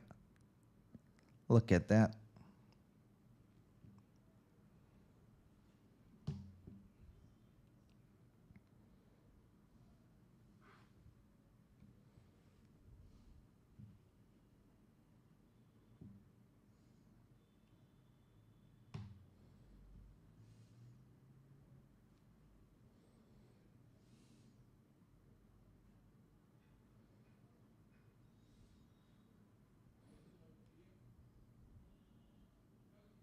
Crazy. Ray Phoenix is in trouble right now. Berto seems like he is dominating the match right now. Beautiful kick to Ray Phoenix, knocking him off the top rope, getting him back in the ring, going for the cover. But Phoenix with a nice kick out at 2.5. Or was it even a 2.6? Very close call. Phoenix is dazed. He's dizzy. He's trying to get back up to his feet over here. Berto in that corner. Once again, getting Ray Phoenix up on his shoulder. Beautiful power bomb from Berto. Phoenix is down. Cover. And Phoenix with a kick out. Good stuff.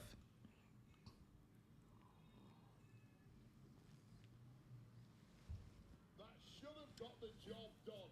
Not quite enough, but surely the end is nigh here. Great action in the midst of our night in Seattle. It's still to come. Randy Orton, LA Knight, Solo Sakoa, and Tama Tonga. This is exactly what Santos Escobar wanted. Get back to instilling fear into the heart of the locker room. That is the modus operandi of Legado del Fantasma. But Ray Phoenix has got other ideas. Oh my God! Does he ever? Top rope Frankensteiner. He was able to fight his way out of position, gets up to the top rope. Go for the cover once again on Berto. Berto is shoulder up in time. The match still continues. This match has gone longer than I'd actually expected, but I guess that's what happens when you get a 3-hour SmackDown and not 2, right? Long match. And here we are, Berto.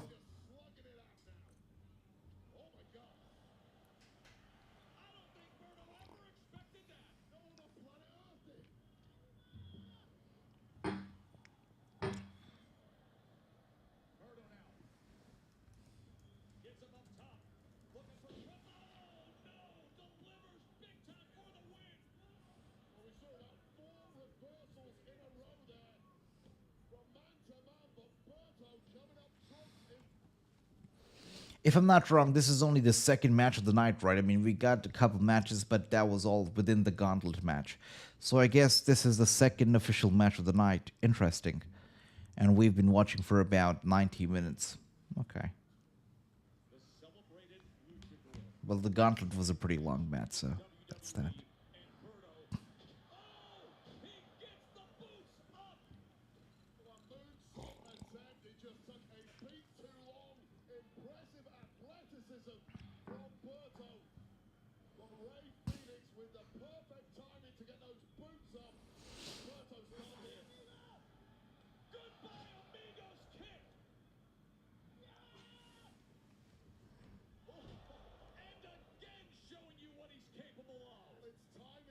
precision, and Berto just has no answer. And this is Phoenix has it. Phoenix has it. MLB Mexican Muscle.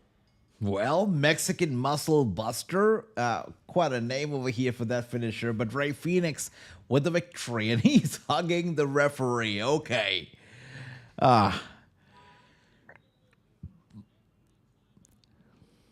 Overwhelmed with joy over there, Rey Fenix. What do you think, True? Anybody else? Do you think that they should have saved Rey Fenix debut for after WrestleMania, or is it a good decision to have him on the roster already? What do you feel?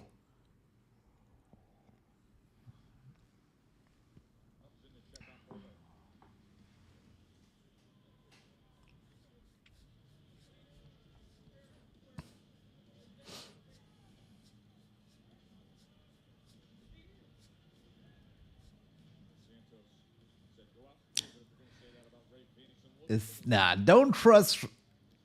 You can't trust him. Come on. Rey, you cannot trust those people. No way. Don't trust them, Rey. Don't do it. Wow. Berto shaking his hand and walking away. That's interesting. I wasn't expecting that. Don't trust Santos.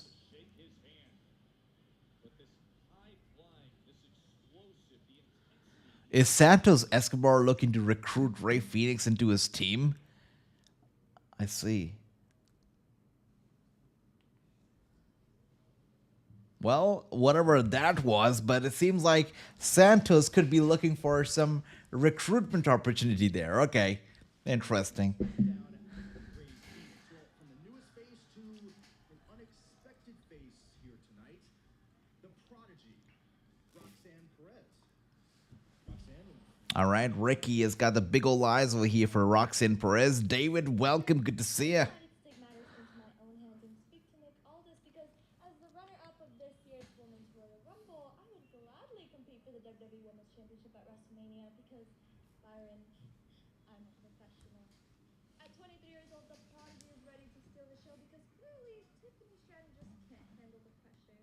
Are you seriously talking about me, Roxanne? You should be the last person talking about me. You know, the way that I see it is, you could learn a little something from me. What could I possibly learn from you, Tiffany? How to put on a fake little helpless Tiffy act? I saw through you, and I'm so glad you finally showed true colors. I just hope it doesn't cost you your WrestleMania match. At least I'm not the one coming to SmackDown begging for a match. Look, Tiffany, I would gladly watch Charlotte rip your Barbie head off, but I'm not gonna pass it off to you when I come on. Oh, you want to face me? Okay. I'll give you the spotlight you so desperately need. Tonight. Right, Nick? I'll take it. It's been a day. I'll think about it. In the meantime, cool off. Hey, I'll take this match. Why not? Finally, a good match tonight. I'm just kidding. Finally. Okay, I'll take it. We got Tiffany versus Roxane taking place tonight. But before that, we're going to get a commercial break. And then after the commercial break, we're going to be getting a look at the history of CM Punk and Paul Heyman. Yeah, they need to know that we're old enough to know how good of a friendship they have over there. All right, Ricky, my brother, says, my girl is here. About time. My queen is here. I'll take it. I see Ricky got all excited. Probably should have saved Phoenix for later. I agree with that as well. But who knows what's up in their mind. I wonder if they've got any surprises, by the way, for Raw after WrestleMania. Because, you know, usually it's nice to see people either returning or debuting on Raw after Mania. So wonder what's going to be happening there. I know who I'm picking in this match tonight. I know Ricky. I know. But it's going to be a good match. Look, I feel like it's almost certain that the match is not going to be having a clean finish. I mean, Tiffany versus Roxane. Number one, it's too big of a match for SmackDown, I feel, right? Both are fantastic, right? Both are very talented in the ring. And it would be a great match, but I feel like SmackDown's not the place to do it. and it's not gonna be having a clean finish. I think that Charlotte is gonna interfere. Yeah.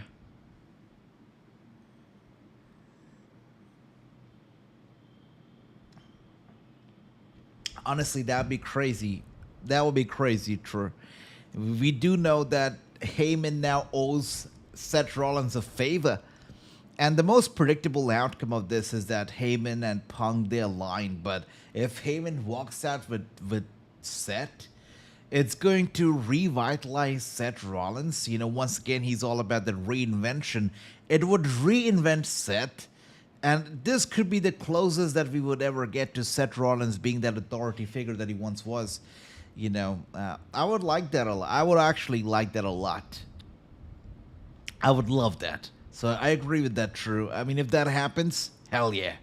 Takara says, AJ, I heard Roxane debut tonight earlier. Is that true? Well, a Roxane versus Tiffany Stratton is taking place tonight. So that's what's happening. It should be good. Should be good, but I don't think it's going to be having a clean finish. I do feel that Charlotte is going to interfere and, you know, crash the party, so to say, I think. But what do you guys feel about the lack of The Rock, you know, in this whole build to WrestleMania? Obviously, he was there at Elimination Chamber. Obviously, he was the one who purchased John Cena's soul. But, you know, he's been absent for the build. Cena was there a couple times to build this match, but, you know, he's also been gone like the past couple weeks. Rock's not been there at all. We've seen no explanation. We've heard no explanation from The Rock. Even if you talk about Cena really never provided an. He did tell us why he turned heel. He never told us why he's aligned himself with The Rock. He never told us that. So there's a rumor that The Rock is gonna miss WrestleMania, but I really wonder. Flair Wilshaw, I agree with that. True, totally agree.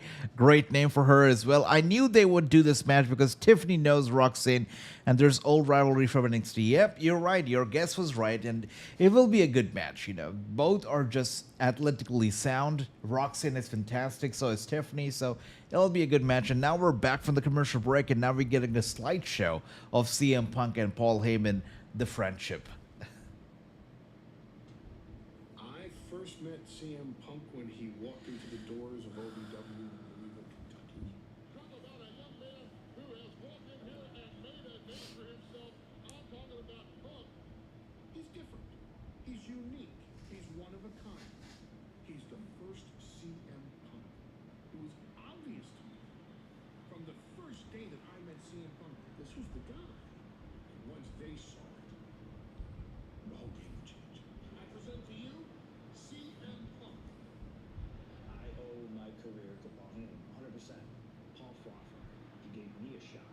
Paul, they told you to fire me, and you said no. CM Punk is WWE champion. That's right, I'm a Paul Heyman guy. So I'm super fortunate. You know, it's so funny. This shirt that says I'm a Paul Heyman guy, I bought that shirt, and I used to wear it like every so often, even in public. Yeah, I'm pretty sure I confused a lot of people in my class and on the subway and everywhere else I went, because I used to wear that shirt loud and proud. I'm a Paul Heyman guy. Man, good times, good times. I would still wear it, by the way. If I had it, I would still wear it. I should probably get it printed and something because it's not available. Yeah, I think I should get myself a Paul Heyman guy shirt. I think I should. It's about time. In this industry. When I left here, I was super guarded. It was a rough time. No, nothing for Eliaster or Zelina so far, Takara. Nothing like that. Ricky says, AJ, are you hyped about Cena and Cody? I am, brother. I think it's going to be a fantastic match. The outcome is intriguing. I wonder if it's going to be Cody. If it's Cody, what's next, right? So, I'm intrigued by it. Rock has been disappointing Cena. Has been disappointing since Cena's turn. Yeah, he's really disappeared. Really disappeared.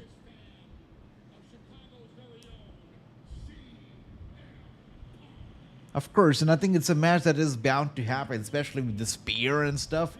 I think it'll happen some time down the line, and Braun spearing Roman Reigns is just something that I can only imagine. It will be a beautiful sight. It will be a beautiful sight. It will be like two powerhouses clashing. I would love to see Braun versus Roman down the line. The only thing I can't remember who said it. I think it was Eric Bischoff.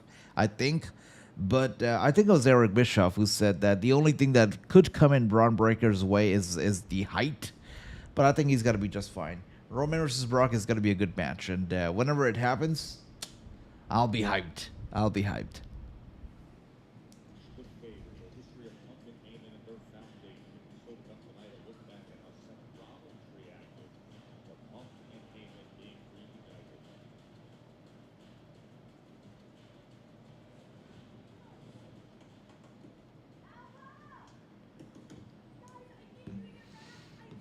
All right, we got President Chelsea Green over here, the U.S. champion, and Zelina Vega right behind her, by the way.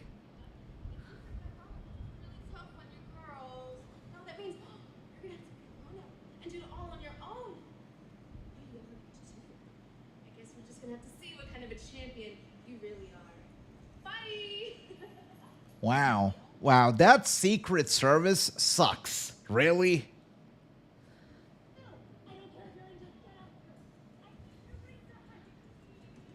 Yeah, I agree. I totally agree. And Eric Bischoff also said recently that he is done with wrestling, that he's not going to make any appearances, returns, none of that stuff. He's done with it. And I don't think anybody really has a problem with that.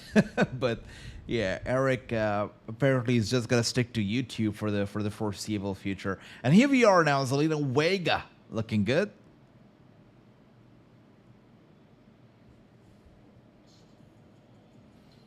All right, another commercial break. Man, these commercial breaks, I believe, on USA are crazy. But of course, on Netflix, we just get a bunch of superstars staring into our soul, and that's about it.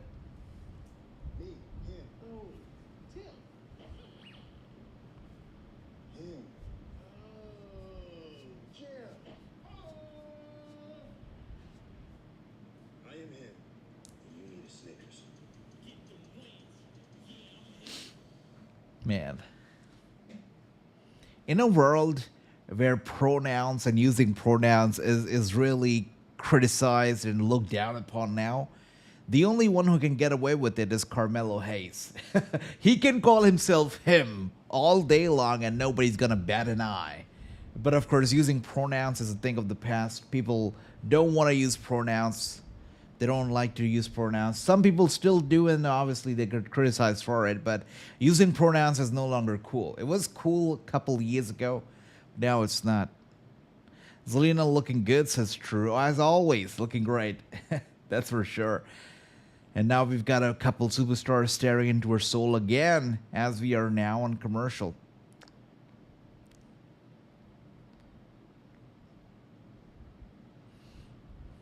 I think the downfall of Solo Sikoa should be studied because, and I feel the only reason why Solo Sikoa has had such a downfall is because he was pushed beyond his limits. You know, when Solo Sikoa was made the tribal chief and when he was made the new top guy, the new top bloodline guy, I mean, it just didn't feel right to me. And obviously, the downfall has been something.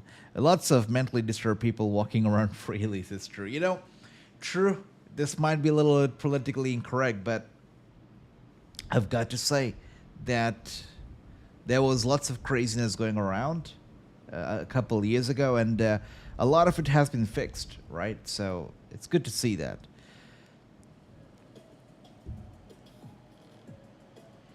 Of course, more on that on my Trump YouTube channel. You can take a look at that. But I'll tell you, that Trump YouTube channel is like a infinite money glitch. It really is.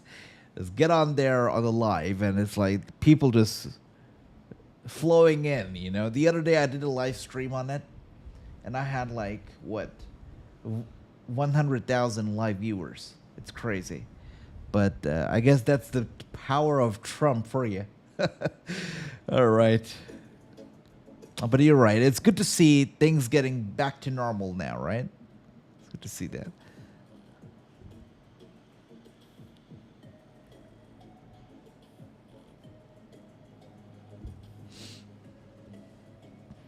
Commercial break still going on.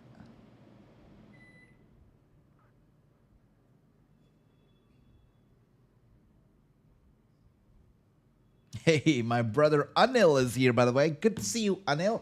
Welcome. I hope you're doing well. It's been a while since we've seen, since we've chatted. How has wrestling been? How have you been enjoying WWE? And how excited are you for WrestleMania 41? Let me know. It's good to see you. Welcome. Let's see if there's any news or something coming up right now in wrestling.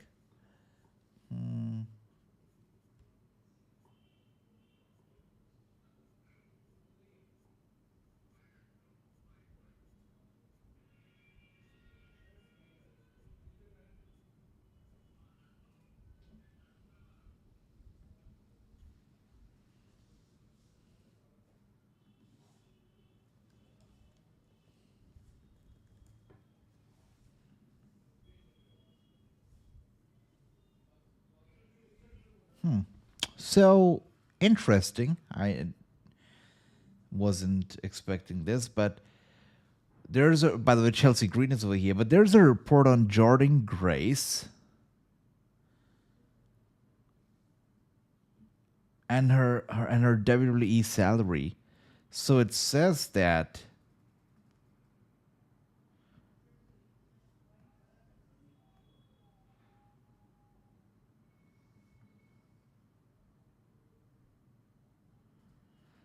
she is getting paid less in the WWE that she was getting paid in TNA, which is crazy because WWE obviously a much bigger organization, much bigger name, but they're paying her less than they were in the than in TNA.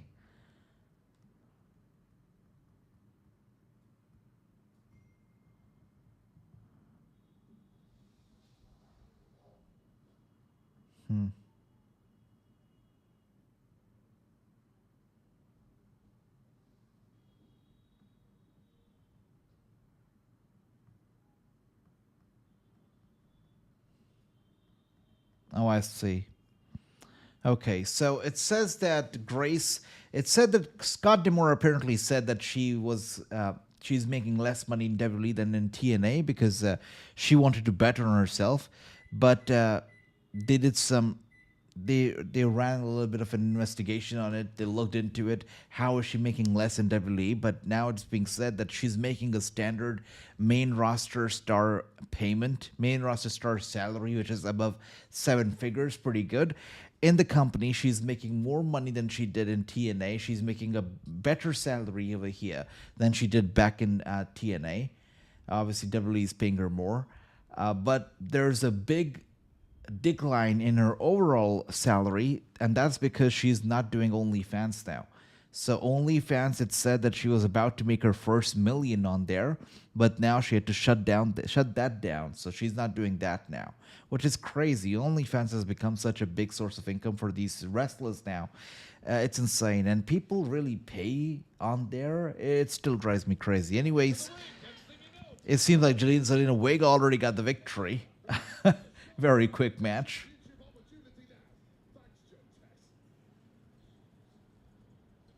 Yeah, that was a very quick match.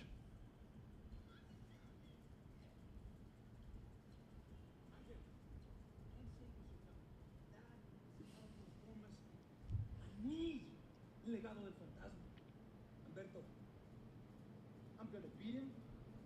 He's a flash in the pan.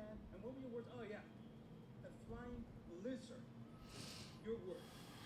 All I have to say to you right now is, I'm extremely disappointed in you. Angel.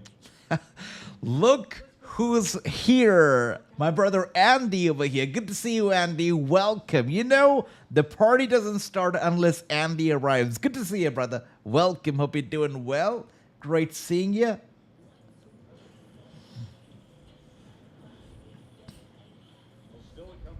Well, Andy, tonight's SmackDown has really been a tag team special. of SmackDown. We had a Gauntlet match kicking off the show. That was the first match of the night. That was the Gauntlet tag team match, #1 contenders for the tag team gold at WrestleMania. That match was won by the team of Lara and Bailey. So they're going to be going to WrestleMania to take on the team of Liv and Rodriguez for the tag team titles. Also, Randy Orton opened the show complaining to Nick Aldis that he doesn't have a match at WrestleMania. Then Solo Sakoa. Wait a second. Right now we got Andrade over here with Berto. Berto, I know you lost with Ray Phoenix. Ray Phoenix is a great wrestler. But you are a great wrestler too. Still work hard. Keep your face up and be proud.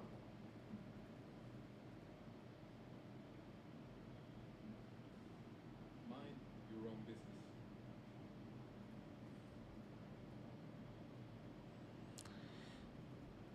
Look what's up next. All the gold and the story to be told. The undisputed WWE champion, the American Nightmare, the one and only Cody Rhodes, he is with us live. Next. Man, Cody Rhodes and his drama. Okay, now they're stacking up all the replicas from the previous years, all the versions of the gold in the ring, and apparently Cody Rhodes is going to come out here and he's going to talk about history of the championship. He's going to talk about the legacy left behind by some of the great legends of the business. Cody Rhodes is banking on the legacy of the championship and the legends of the company. Okay, Cody.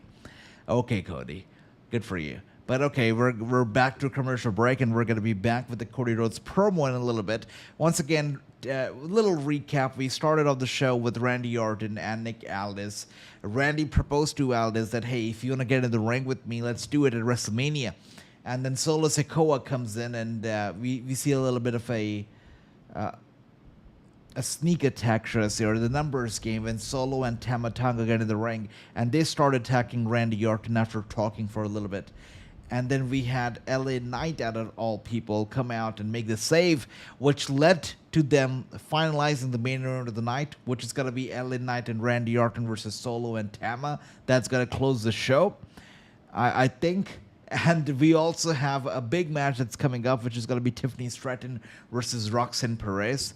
That could also close the show. Actually, that will be a better match to close the show, but let's see. And, we also had a match between Rey Fenix and Berto. Rey Fenix won the match. After the match, it was Santos Escobar and Berto shaking hands with Fenix as they walked away. But that's really about it. I believe that's all the major stuff that has happened so far in this show. Yeah, this has to be it. This is it. Andy, I hope that you found the recap useful. But right now, we're back to the commercial break. Yeah.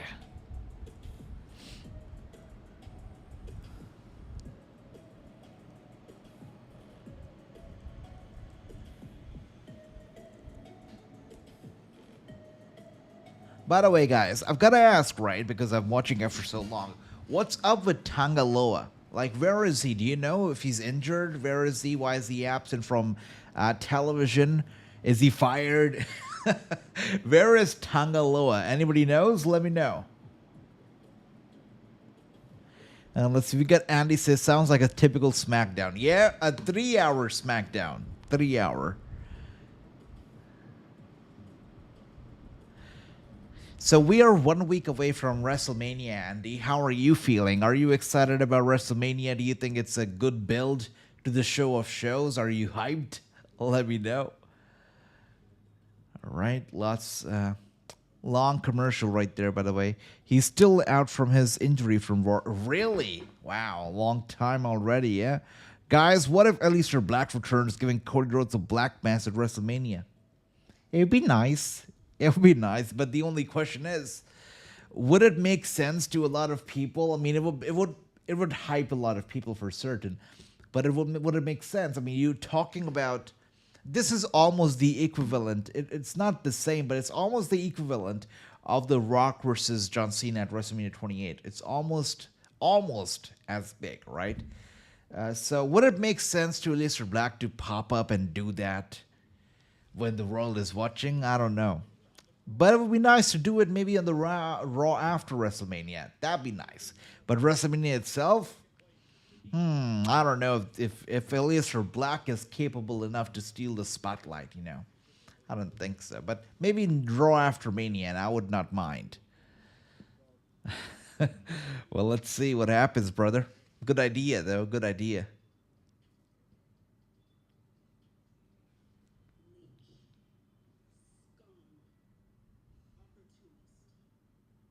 There are so many words that describe you, Jade. There's one word that fits you to the core. It's snake. Had I not pushed you off that ledge and onto that windshield, I know that it would have eventually been me. Once I got you out my way, I took my rightful place as champion. Bianca and I grew an even stronger friendship. Now that you're back, Bianca won't even look at me. But it's okay, because there's no more of this fake loyalty. I'm doing what's best for me. Wow. This Naomi has gone bad. She's snapped out of it. Tony Khan would be mad on us. You know it, brother. You know it. AJ, you got your wish about Karrion Kross going down. He's only going to be on the main event TV series. Look, Andy, it's like I like Karrion. I've interviewed Karrion. He's a good guy. I think he's quite intellectual. But, you know, he's just not... I feel like he's just not... What do I say? He's lucky to be married to Scarlett Berto. That's all I can say. I mean, I think Scarlett adds a lot to his character. She adds a lot to his wrestling personality. But Karrion on his own, it's not working out. And he's not the best in the ring. Let's just say that. Let's be nice about it. And, you know, people blamed Vince McMahon and they blamed that hideous mask that he used to wear on Raw before he got released. They put the blame on Vince McMahon for it. But turns out Vince wasn't the one to be blamed. Maybe it was Karrion all along. It didn't work. I'm sorry. It's not I think it's not politically correct to say that, but Karrion is not a great wrestler. Let's just say it. And if he's not doing well on the roster right now, this is on him, not anybody else. Not on the booking, it's on him. All right. AJ is very well known in WTNA. Absolutely. Absolutely. And here we are now. We've got this match, which is going to be a good match. Jade Cargill versus Naomi. All eyes on this match. All eyes on Jade Cargill as she gets her first huge feud over here in WWE, and a feud and a big match at WrestleMania where she's all alone, all by herself. She's got nobody to protect her. It's going to be good. I love that. I love the spinner title. The winged eagle title, of course. How do you not love that? But the spinner belt has my heart. AJ, you think Andrade should have went to TNA instead of... No, I think he's okay. I think he's in the right place. I do feel that he is going to be pushed. Just takes time. And we've got Cody Rhodes over here.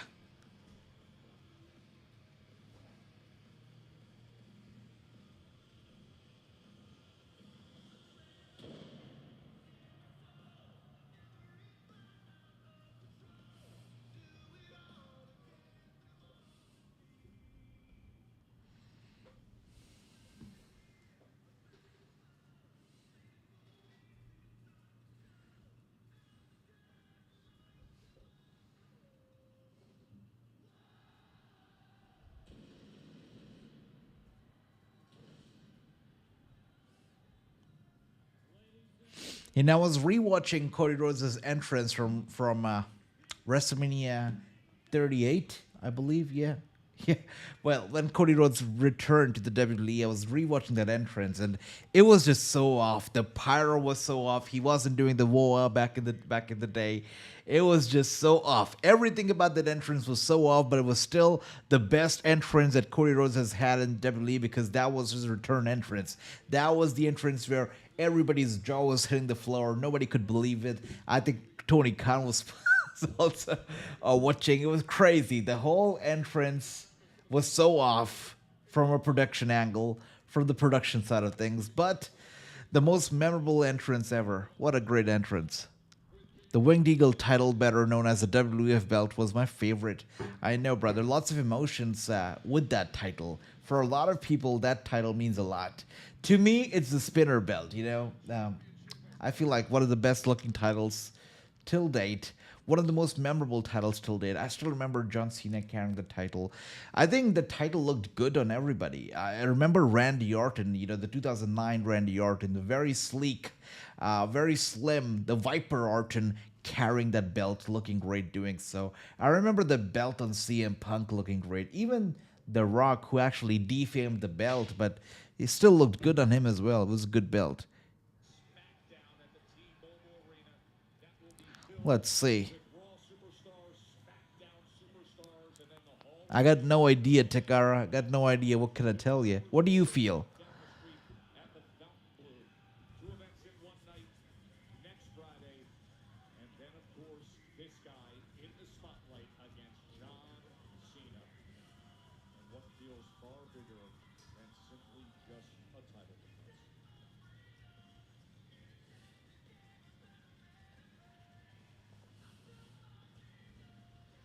It's hard to build a WrestleMania match without your opponent being there, right? To build it for you or to build it with you.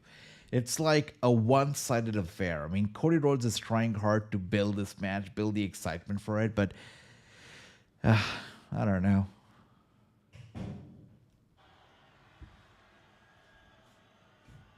For certain, Takara, for certain.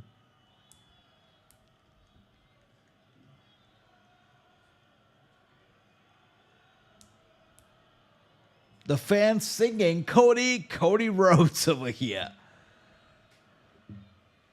Some love for Cody.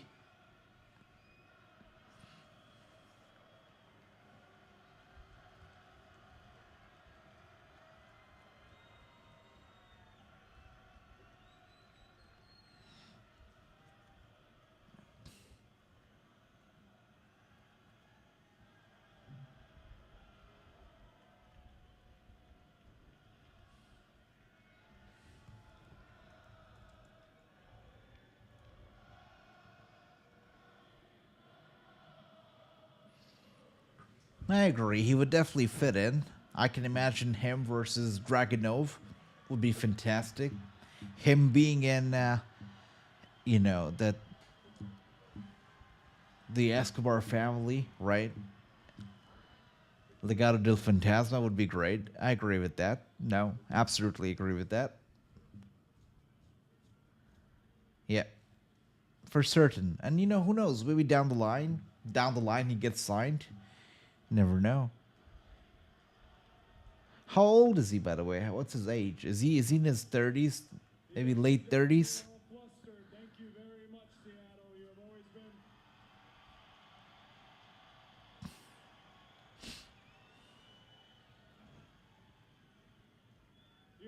been good to me, whether it's this sold-out arena here tonight or when I did Defy and now being back here again. Thank you very much. Mid 30s, okay. Well, then he can definitely get signed, I think that he still has a lot of time and yeah. I think TNA definitely in a few months could happen. Notation of excellence, the metric that stands. This right here simply says you are the best wrestler in the world. Well, that's true, Cody, that's true. I'm blessed to be able to carry this and its mighty weight, but it won't always be me. That's what this has become. That's what WrestleMania has turned into. It's not just a match between two many more. It's about our right to keep this at home. It's about the next 20 champions, whether that's Shawn Kinley, our ID prospects. Maybe there's a young man in Seattle tonight that wants to grow up and wear this as WWE champion. It's about the next 20 champions. And then there is one man trying to take all that away.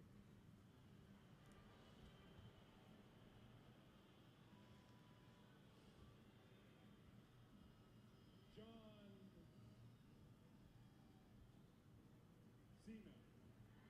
Cena. Okay, Cody.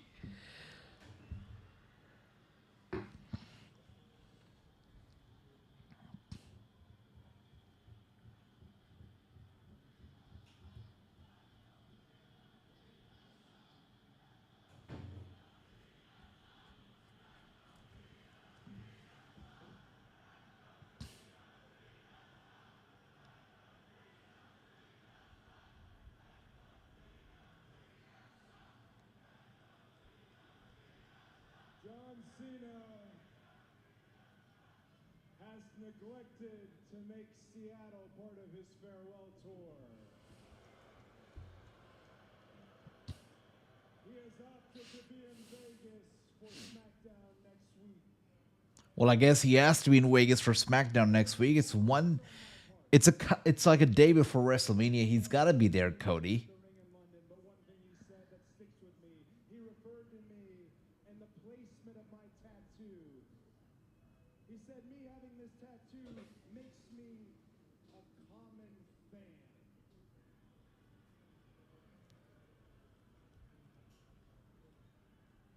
So what? I have this tattoo for the same reason that I wear this suit. It's not because I think I'm somebody. It's because I want to be somebody. Is that somebody who can sell out the world's most famous arena 188 times to the rhythmic chants of his own name? Is that somebody who can sit up each and every night, even with broken ribs, and become WWE's phenom? Is that somebody who can set Told you he was going to be talking about the legacy and the legends. That's like a typical Cody Rhodes promo. Come out, talk about history, give us a lecture on the legends, on the history, and the legacy, and walk out. That's Cody Rhodes for you. Now the spinner title. Or is that somebody who can carry a company on his back through good times and bad for 10 years? John Cena.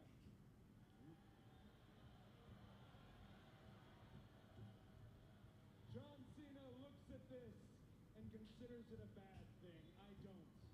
I see it as a man who is trying to break the wheel, a man who is trying to find himself. Does that sound familiar? John, you've told me that I don't know who I am, that I don't present myself authentically. Here's what I do know, John.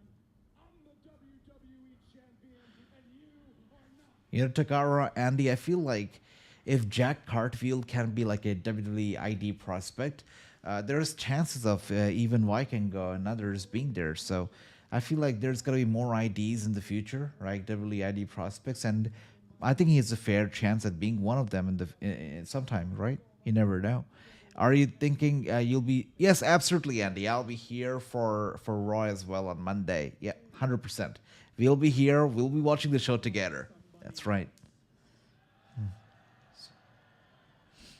Hell, I call myself the captain here, but I'm part of a roster that has CM Punk, Randy Orton, Jey Uso, Rhea Ripley, Liv Morgan, AJ Styles, Kevin Owens, Sami Zayn, just to name a few.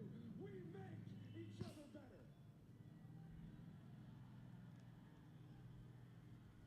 And now I found myself with the unenviable task, but it's in my nature to want this task. That I have to halt history with your record-setting title win so that we can have history here in the first place. John Cena's a man of his word. He said he was leaving. He means it. He says he means to take this with him. He means it. So let me share some honesty with you, John. I'll tell you the same thing that I told Brock, the same thing that I told Roman. I do my best work when I'm backed into a corner. I don't flinch. I fight. Much love, Andy, my brother.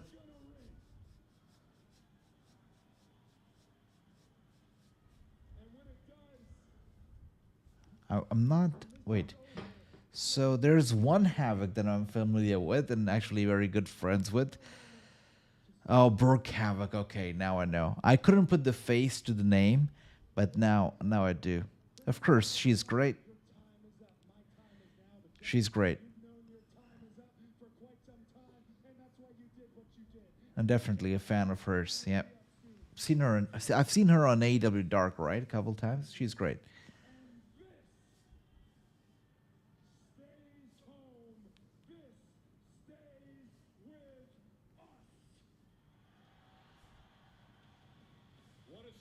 What can I say? It was a good segment, the best that Cody could do without John Cena being there. I mean, the one thing that kind of bothers me is that, okay, Cena's a heel, I get it. He can't make appearances. He's got Hollywood commitments, I get it. But earlier, I remember leading up to the whole John Cena and The Rock thing, right? The Rock couldn't show up every other week either. But The Rock, he used to set in videos and we used to have his appearances via satellite. It became like a meme. It became like a joke because it used to happen so often. But, at least it helped the build a little bit. He used to appear as via satellite. But for John, he's not here. He's not sending any tweets. He's not sending any messages. He's not appearing via satellite. He's just not been there. So it's interesting to me. So, Cody's doing a good job building it up. He's doing it all by himself after all. So, of course, he gets the credit for it. She's one of my favorite indie wrestlers, is Takara. Cody is still talking. I know, true. I know. And I know it's not the best segment of the night, but poor guy had to do it all by himself. No help from Cena at all. So there's only so much you can do when you're in a wrestling ring talking about your WrestleMania main event with your opponent actually absent. There's only so much talking you can do.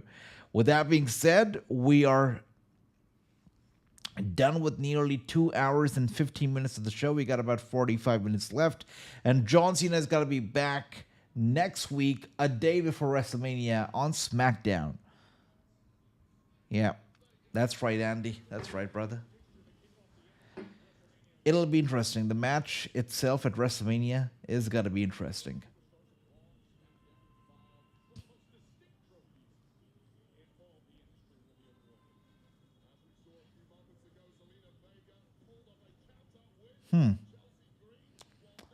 I don't know, brother. True, because, usually, as we know, the golden rule that never changes, if you're ending the show, down on the mat and your opponent is standing above you, you know that in the actual match, it's got to be the opposite, and you're going to be the one walking away as champion, as the winner. So I don't know about that. I feel like I want Cena to win. So let's see. And I was so wrong when I said that next week's SmackDown is just going to be SmackDown, not WrestleMania SmackDown. But here we are, long and behold. Next week's SmackDown is still going to be WrestleMania SmackDown.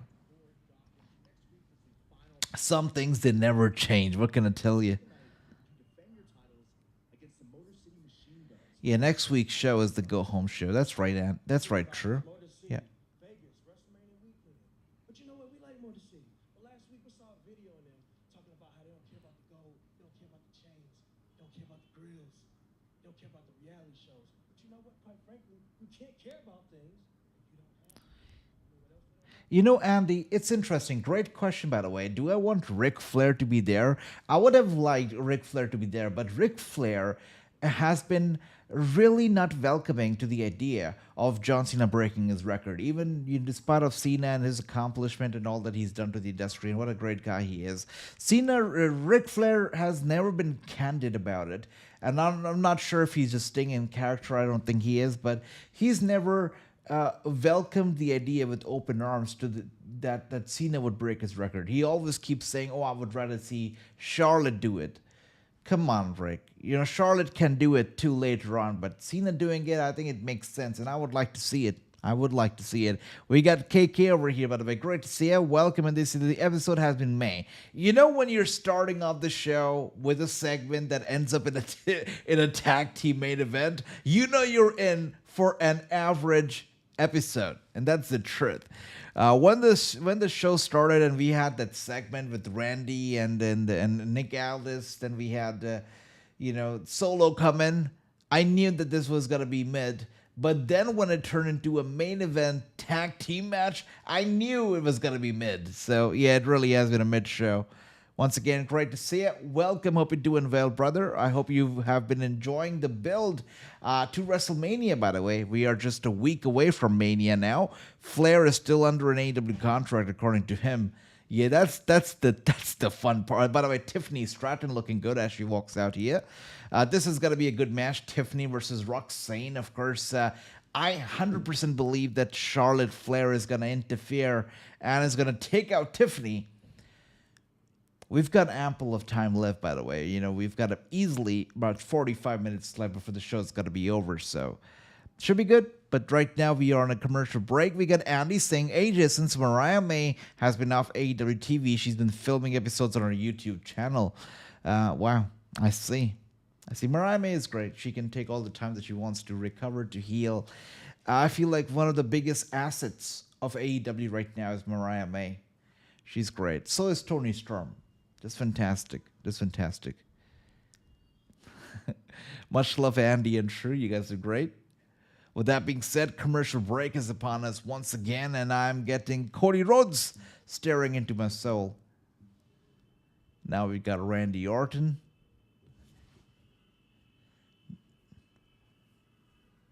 There were things that Vince McMahon used to do that it felt futuristic, and I feel like Vince McMahon had this kind of an idea that he wanted to, I can't say that TKO doesn't have the same vision.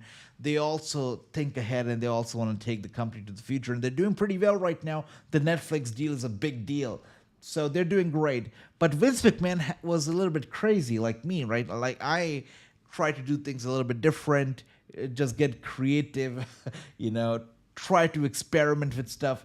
Even Vince McMahon did. And I remember when they had cameras on the top turnbuckle. I remember when they started doing this whole VR thing, right? Like, you could put on a VR headset and you could watch some of the matches and also entrances in VR, in 360. They did it for quite some time, 2015, 2016. They used to do it for almost every single entrance. But now they don't do it. Now it's all faded away. Yeah. Also the 4K cam, we do see it sometimes, but with Vince, we used to see it a lot, even for weekly shows. That doesn't happen now. But of course, Vince was cool about some stuff, but also about some things he was just wrong, like the crazy graphics that he used to have for these wrestlers when they made their entrances. Those were terrible. Like the big dog that used to fly in the air, or the big Roman Reigns flying in the air for Roman Reigns' entrance, or the giraffes or peacocks flying out of Matt Riddle's whatever when he got in the ring. So yeah, but Vince McMahon was fun. It was fun, yeah.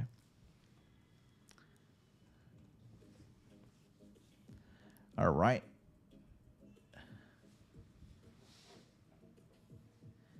Linda McMahon says that she is separated from Vince. An official divorce was never filed, is not filed. I'm not sure that if she does this for PR, to clear her name as she's now in the world of politics. But of course, she does say that she's separated from Vince. I'm not sure how true that is. Let me know, what do you feel? Is that true, or is she just being a little bit sneaky and doing it for PR? But yeah, that's what she claims. I think she's lying, though.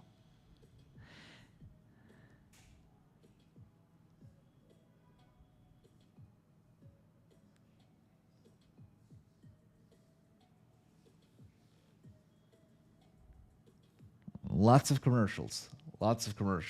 When we get back over here from the commercial break, it's got to be Tiffany versus Roxane. It will be a good match. And just like Takara, I believe, pointed out earlier, they have a history in NXT, so it's got to be a good match.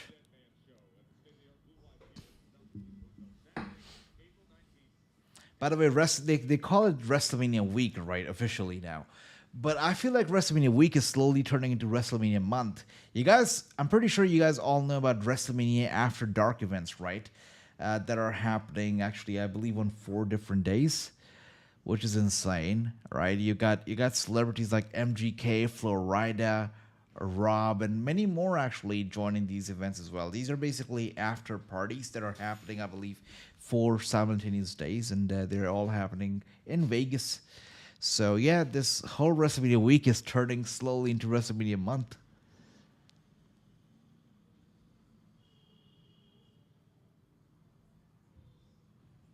I agree, Andy.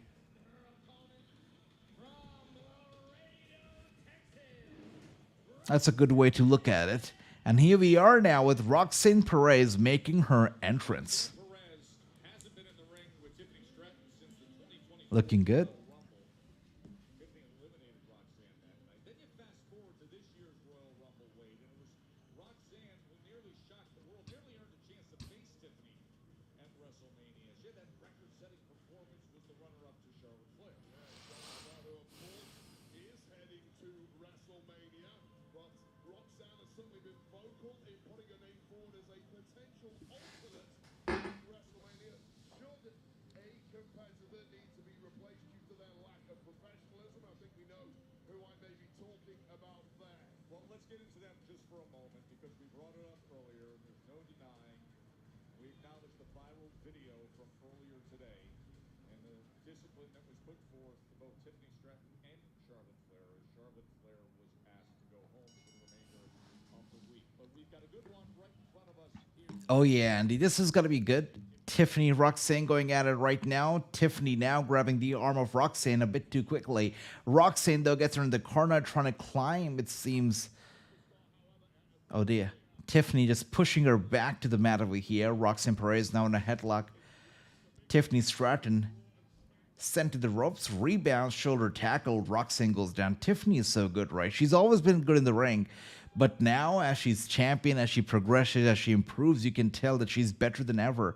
Look at that beautiful dodge, by the way. The way that she dodged that clothesline from Roxane like Spider-Man did when the Flash tried to attack him as Peter Parker. Really good. Really cool. Tiffany's fantastic.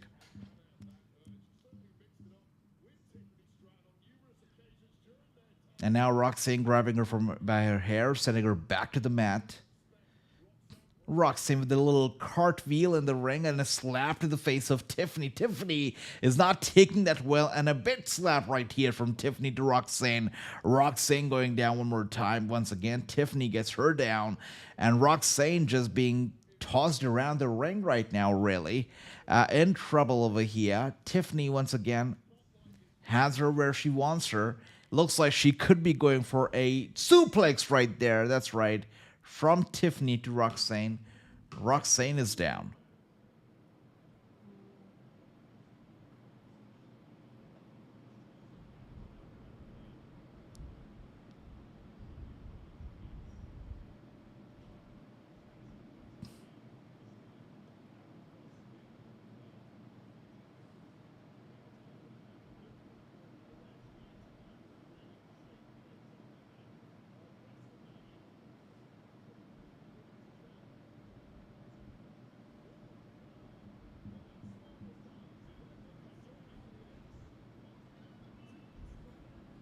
Insane. Insane.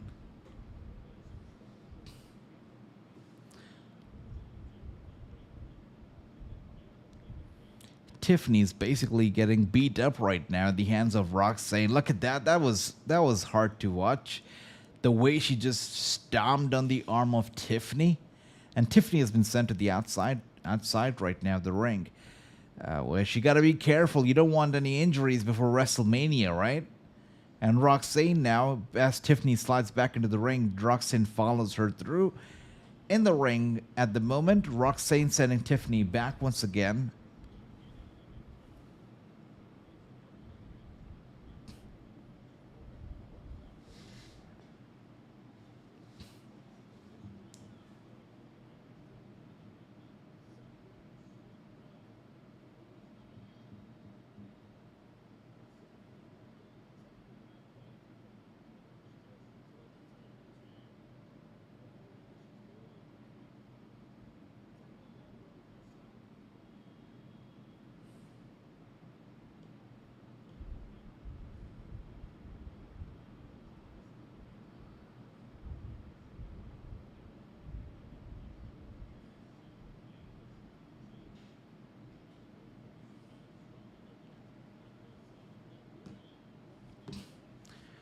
crazy. Just a week away from WrestleMania, and look at the champion just being dominated by Roxane. You gotta wonder, why is Roxane not at WrestleMania? Like, just looking at this match right now, it feels like she deserves to be at Mania. What a great talent, and the way she's just woman handling the champion at the moment, 1 week shy of WrestleMania, is insane.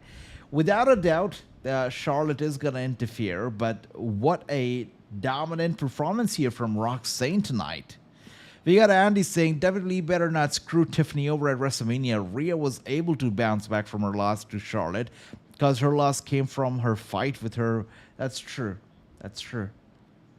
You're right, Andy.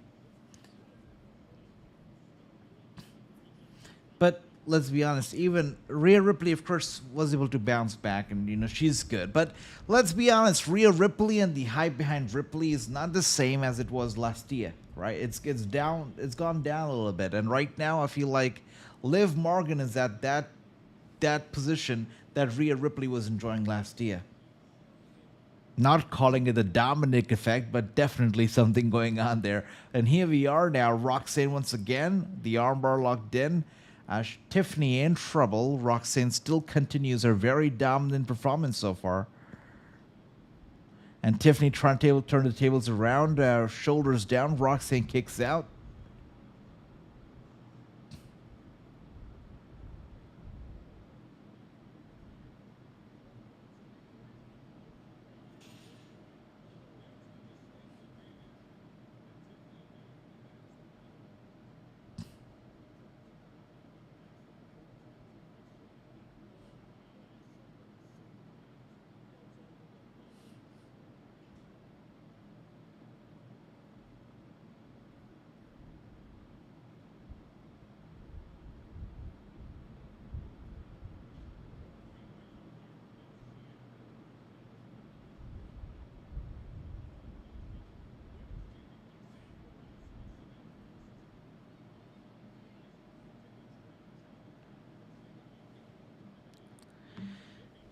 Wow, what a spine buster right there from Tiffany to Roxane. Pretty impressive. Some of the moves that really get me popping and make me mark out, spine buster is one of them. Belly to belly is another one. I think German suplex is another one right there. But yeah, these are some of the moves that always get me marking out. All right. AJ Jinder Mahal appeared at MLW Battle Riot 7 few days. Yeah, Jinder is taking bookings left and right. I don't think they mean much at this point. I don't know if Jinder Mahal will. Jinder Mahal is not going to AEW. I don't think that Jinder Mahal is going to TNA. I think Jinder Mahal is stuck. Unless WWE decides to bring him back for something in the future, which I think they will. I don't think him taking on any other contract. He'll just make appearances here and there. But I don't see him, signing with anybody or anybody signing him at all. I think that WWE will end up bringing him back in the future, but nothing right now. I think random appearances left and right. That's it.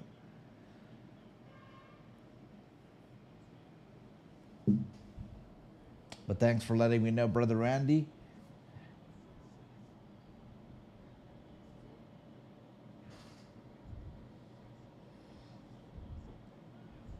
Beautiful. And Tiffany finally looking to put this to an end over here. Oh, Roxane grabbing her from behind, grabbing her leg. Tiffany trying to shoo her away. And Roxane now climbing the top turnbuckle right behind Tiff. And now Roxane running over to the ropes.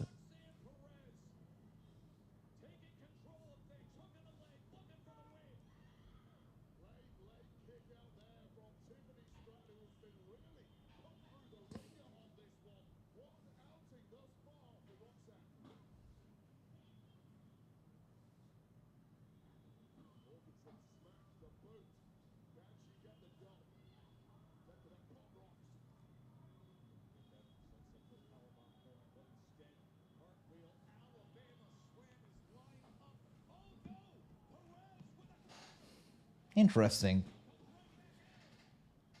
I'm surprised. I was expecting Charlotte to like interfere halfway through the match, but we're nearing the end of it and no Charlotte Flair so far.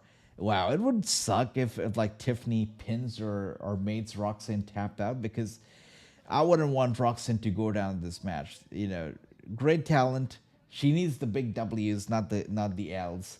So let's see. But this match could end up in a roll up with Tiffany rolling up Roxanne for the victory, because there's no way that Tiffany is losing this match 1 week shy of WrestleMania. That's not happening.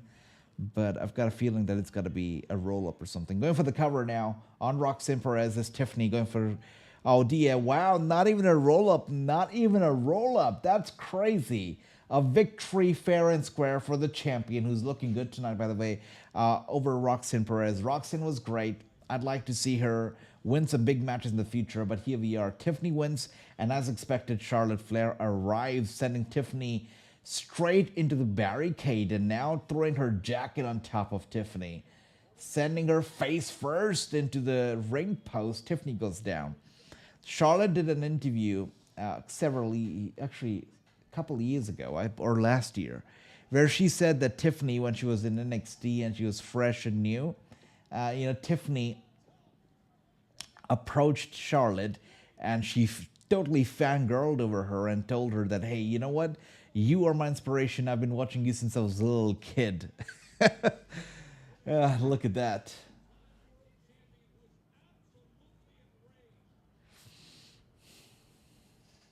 Man, Wade Barrett got so angry. I thought for a second he would bring back the Nexus on Charlotte. But no, things are okay. Things are okay. They're okay. MJF reforming his old group in AEW since he's been embarrassed from the Hurt Syndicate. Yeah, it would be nice to do that.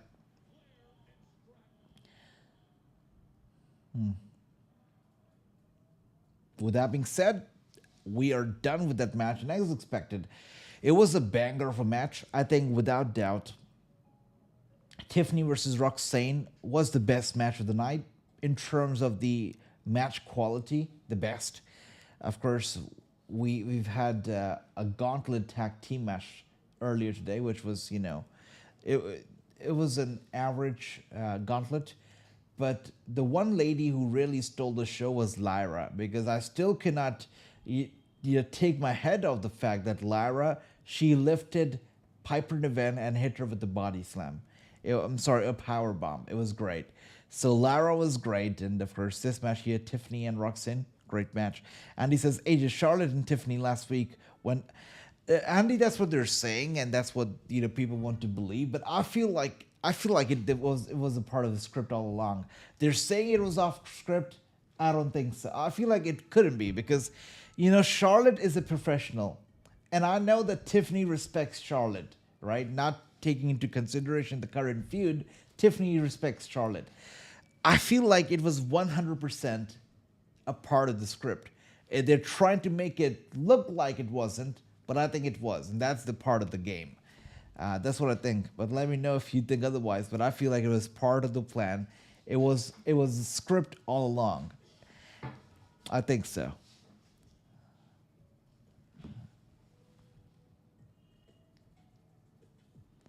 But saying that it was not part of the script, that they went off script, it adds that personal rivalry kind of touch to the feud, which excites people, and I feel like that's the only thing that makes this WrestleMania match exciting for a lot of people.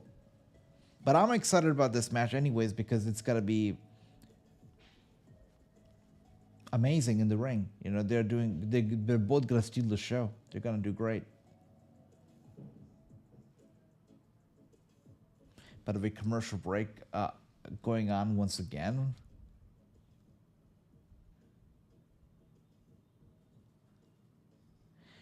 I can get used to this, just some wrestlers walking around, staring into your soul with some music playing in the background as we are on commercial. Not bad. I like it. It's much better than seeing, Geico 15% can save you, 15 minutes can save you 15% or more. I like it better.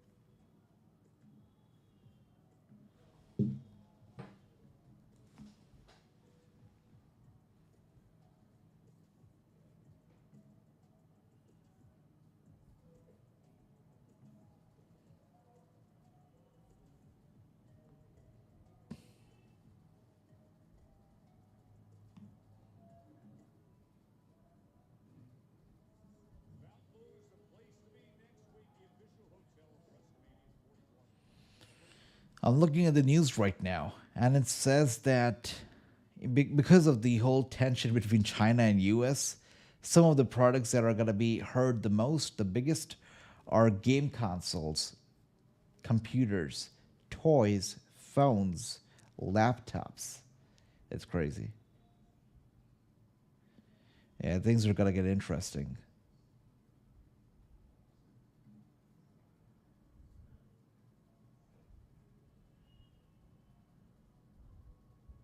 Andy, how do you feel about matches being inducted into the Hall of Fame? It's the first time it's happening. Of course, Stone Cold versus Bret Hart. How do you feel about it? Let me know.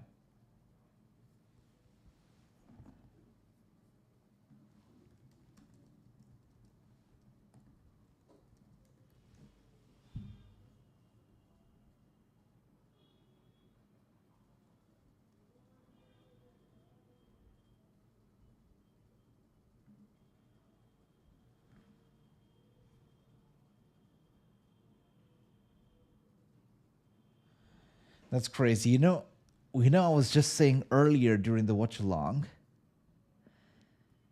I was just saying it, that Layla should be inducted into the Hall of Fame, and that I haven't seen Layla in forever.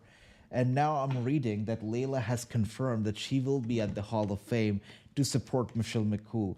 In the 2010s, Layla and Michelle McCool had a very cool team, and it was cool. It was a nice team, and I actually have very fond memories of it.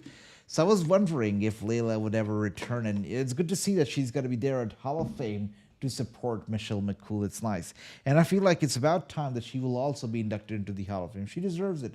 She deserves it.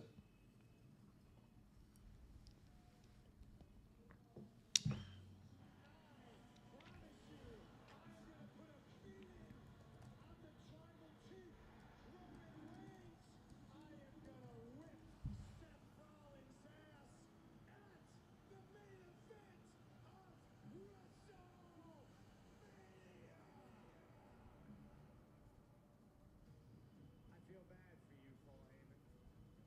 You are in a very difficult, unenviable position. The easiest solution for all of us, for everyone involved, would be if you just remove yourself from the situation entirely and let me and Punk and Roman battle it out at WrestleMania for the soul of this industry.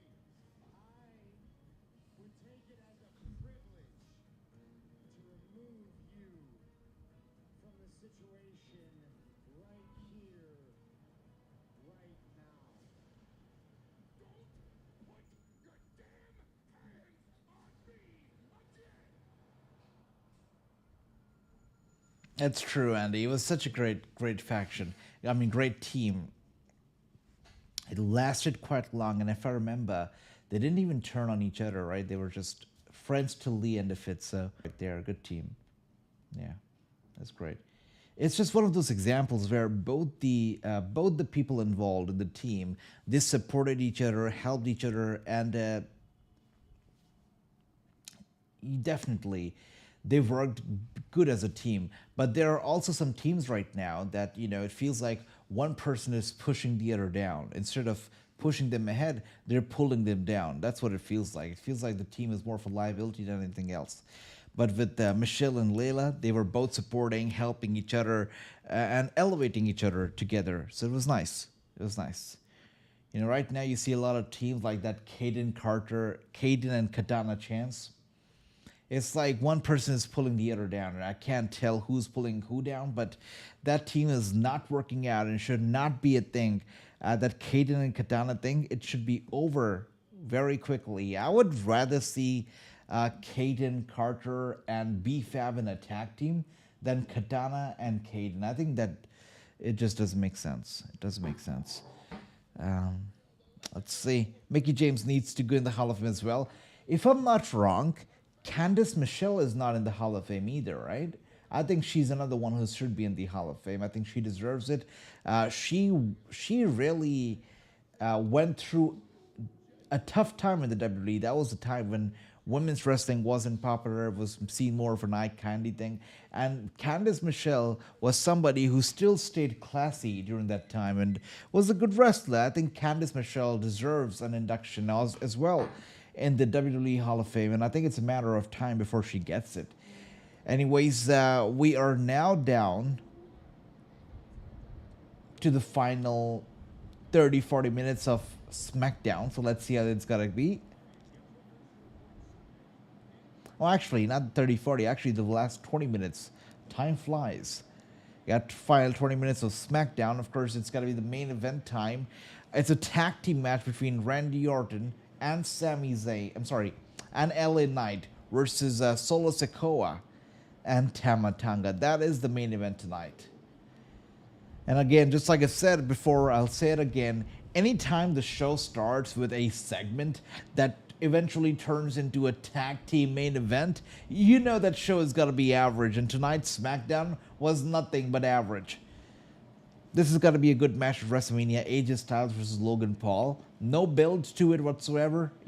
I'm not excited about the match due to its build. I'm just excited about the match because of how it is going to be inside the ring. It's going to be good. Two high flyers, two people who can just do it all. And I think they've got similar wrestling styles too. It's going to be a good match.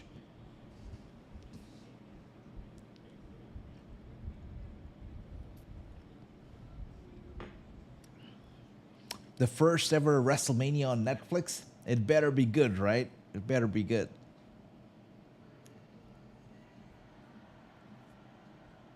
Yep, that's right, true. Just them.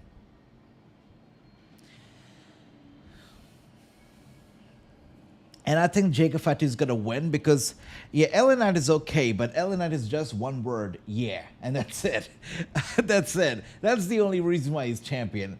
There's nothing more to it, So, yeah, Jacob Fatu should be the champion. I think he's going to be, the championship is going to help Jacob Fatu establish him as a more serious competitor, not just somebody who's a sidekick to Solo, but also a singles wrestler, a champion himself. So I think that Jacob needs that title. Jacob needs to be champion. I think so. With that being said, it almost feels like we just came back from a commercial break, but here we are, long and hold. We are going back to a commercial break.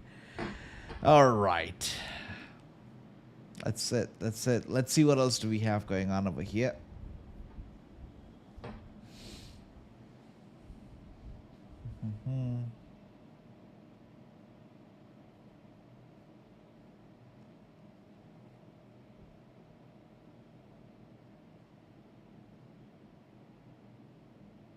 So we know the inductors. So they have revealed who's going to be inducting who at the 2025 Hall of Fame. So Triple H will be inducted by Shawn Michaels. Michelle McCool will be inducted by her husband, The Undertaker. Lex Luger, as it should be, the guy who is helping him a lot in his health and turning his life around. Diamond Dallas Page, DDP, is going to be inducting Lex Luger. It's great. It's only fitting. Apparently, DDP has been doing some great work on Lex Luger and has helped him, and he's showing results of it. Great results, so that's good. It's good to see DDP really looking out for, his people, his peers. It's good to see that. But Lex Luger will be inducted by DDP, and Bret Hart versus Stone Cold Steve Austin. This match will be inducted into the Hall of Fame by CM Punk. So the first ever match to be inducted into the Hall of Fame, and CM Punk is going to be doing the honors. The Natural Disasters, their induction hasn't been revealed who's going to be doing it. I've got a feeling that it could be friends or family, not a WWE personnel, but let's see. Let's see. All right. It could be Jimmy Hart as well, I feel. It could be Jimmy Hart as well. Michelle McCool being inducted by Taker and not Layla is kind of a, I don't know, mixed feelings, but let's see. Let's see. Oh, there has been... Oh, there has been build. Thanks for that, True. Thank you. When I was saying there's been no build, I was just a little bit doubting myself, but thanks for clearing that up, brother True. Thank you. They couldn't get Sting. Yeah, they could not get Sting. They could not. So it's just Knight versus Jacob at WrestleMania indeed. With that being said, commercial break still going on.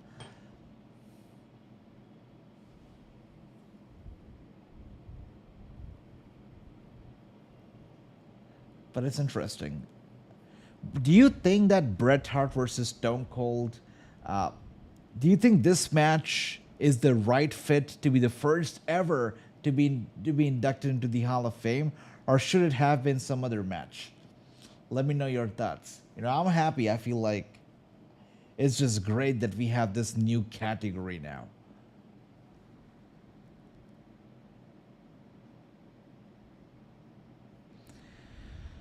By the way, how do you feel about Alexa Bliss and her sudden disappearance from television again? She came back, and she came back to a pretty big ovation at Elimination Chamber. She stole the show nearly, and she teased some drama. She teased some tension, something with Liv Morgan, which I definitely liked when I saw it. I liked it. But Alexa has been gone since then, and we haven't seen Alexa Bliss at all. Doesn't seem like she's gonna be at WrestleMania this year. How do you feel? Are you disappointed? I've got a feeling that if this goes on the way that it's gonna go, that is going on right now, Alexa Bliss could end up like Ronda Rousey. She could be done with wrestling. I'm not sure if it's the marriage. I'm not sure if it's the fact that she's now a mother and that's taking up her time. But if she's not gonna be a regular, it's not gonna work out for too long.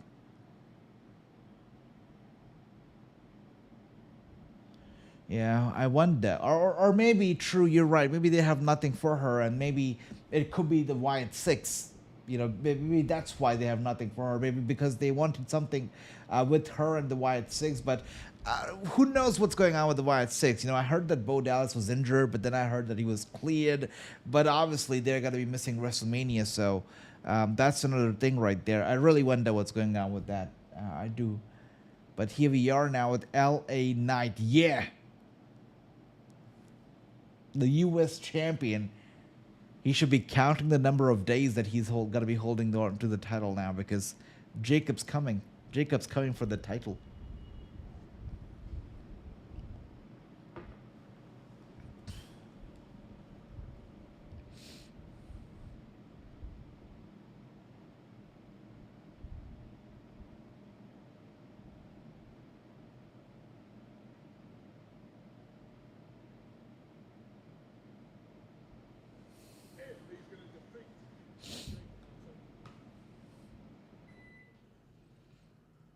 Is he coming out with... Oh, that's Solo.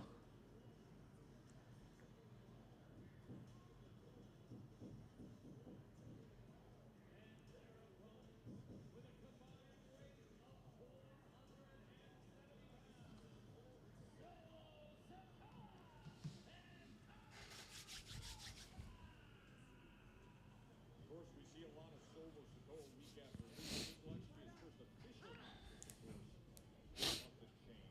And with his current partner, you see here, Tamatanga, which is a six-man tag team. LA Knight was on the other side. I don't know, guys. I really don't know. I mean, if Randy Orton versus Solo, this match ends up being like, the WrestleMania main event. I'm sorry, main event. This match ends up being a WrestleMania match. I don't know. Super random. It will be super duper random.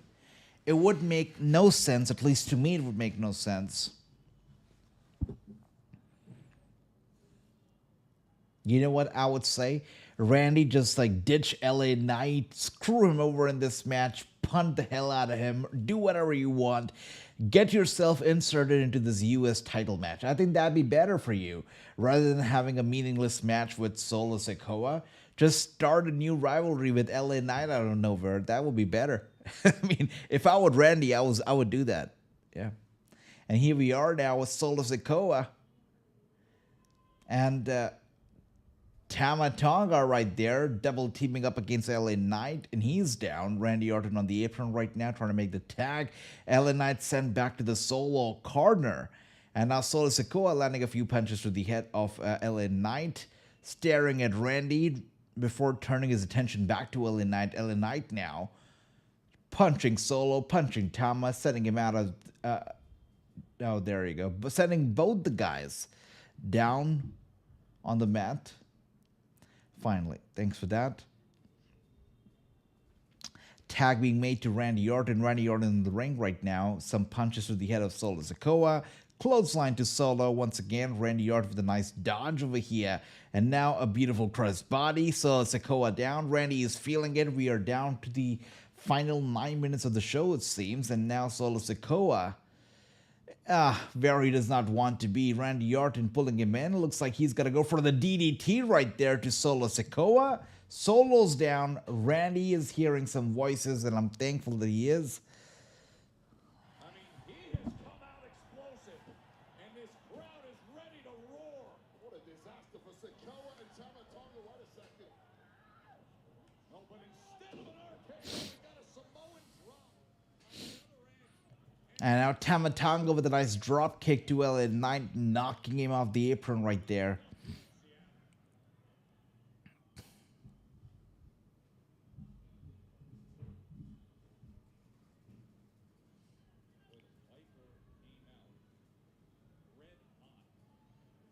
Wow. Randy Orton down, LA Knight down, tag being made to Tama Tonga. Tama Tonga now ringside, taking care of Randy Orton, the Viper, who's already down, by the way.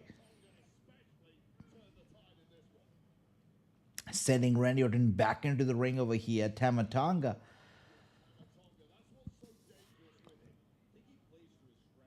Look at that, going for the cover now on Randy Orton. It's a 2 and a kick out right there from RKO. And now we've got LA Knight, by the way, back on the apron, backing on the match, it seems. And now a tag being made to Solo Sakoa. Once again, a double T move over here on the Viper Randy Orton. Randy Orton in some trouble. It is Solo Sakoa who is staring down at Orton, waiting for him to get back up to his feet. And now we've got Orton held up against the ropes now. Solo Sakoa just taking advantage right now of the situation. And now the referee clearly distracted and Tama Tonga taking advantage, hitting Randy in the face with the boot. Of course, dirty move right there from Tama. Randy Orton trying to struggle to make it to LA Knight over there to the other corner of the ring here. Solo Sakoa. Headbutt to Orton. Orton sent to the corner. And now a punch to the gut. Following that up with a punch to the head. Orton is down in that corner. Solo once again. Another punch to Randy Orton.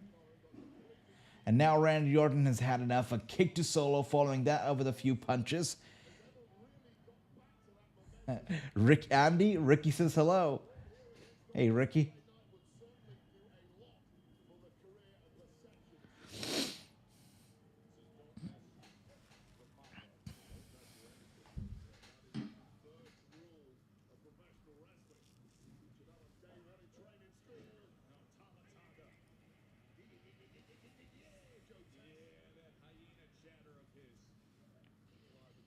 The whole yeah thing is not over with me. I mean,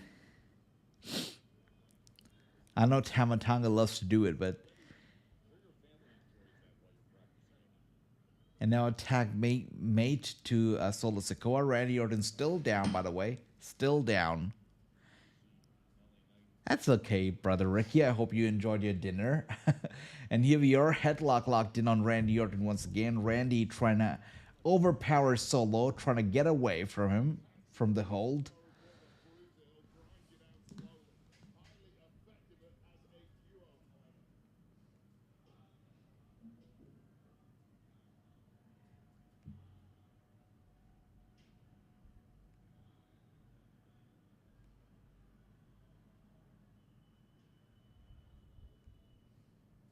The last SmackDown on our road to WrestleMania before we arrive in Vegas.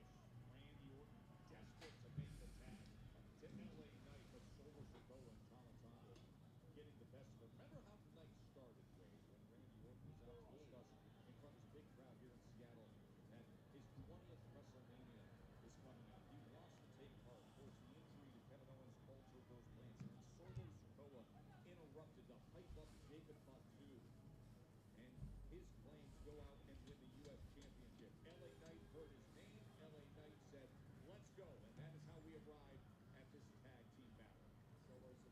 This match is a clear example of why I don't love tag team wrestling. What a slow match here. Ricky over here, Andy over here with the high Ricky. And here we are now. We are about 4 minutes away from the show going off the air. And what can I tell you? This show was quite mid. And, hopefully next week's show is going to be better because, that's the go-home show. That's like a one day before WrestleMania show. That show is called WrestleMania SmackDown, so it better be good, right? Again, I'm quite intrigued because we are 1 week away from WrestleMania SmackDown. The next week is going to be literally WrestleMania SmackDown. And there's no information that's been given to us about the Andre the Giant Memorial Battle Royal. If the Battle Royal was supposed to happen, I'm assuming that they would have told us about it, at least tonight. But since there has been no mention of it, I have a feeling that the match has been cancelled. Because they would have at least announced it tonight, right? That, okay, next week on SmackDown, it's Andre the Giant Memorial Battle Royal. No mention, nothing. Nothing.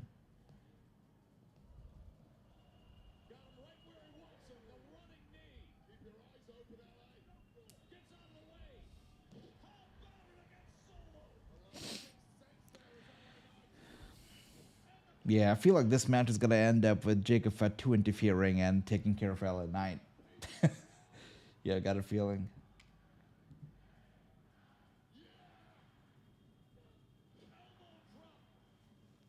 And coming in and making the save is Solo Sakoa. Late break of that. Oh, and a Samoan spike is delivered right to the thorax of the megastar. Big uppercut from Orton. Tama Tonga's gonna mess with This thing is so predictable tonight. Yeah. And here we are, Solo Sakoa now pulling Randy Orton down to the ringside area. LA Knight is down in the ring, with the Samoan spike, and so is Tama Tonga with the RKO. It seems like Randy and Solo are going to help themselves to the back comfortably as the show goes off the air very soon. I don't think they're going to get back to the ring over here. They're just helping themselves to the back, to the locker room, to the dressing area, and leaving this show to LA Knight and Tama. I think Jacob Fatu shows up. I think so. If he doesn't show up, this is going to be the blandest ending to a SmackDown in a long time. LA wins. Does Jacob show up?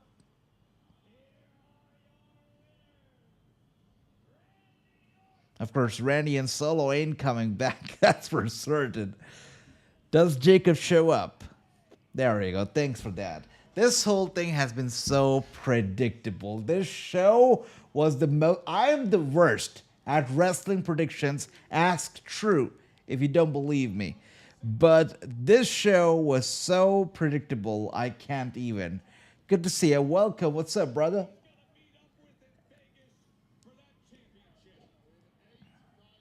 I agree with that, Andy. I totally agree with that, brother.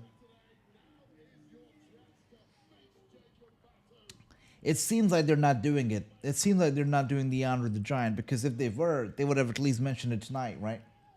It's the last SmackDown before the SmackDown that should have that Andre the Giant match. So I think not.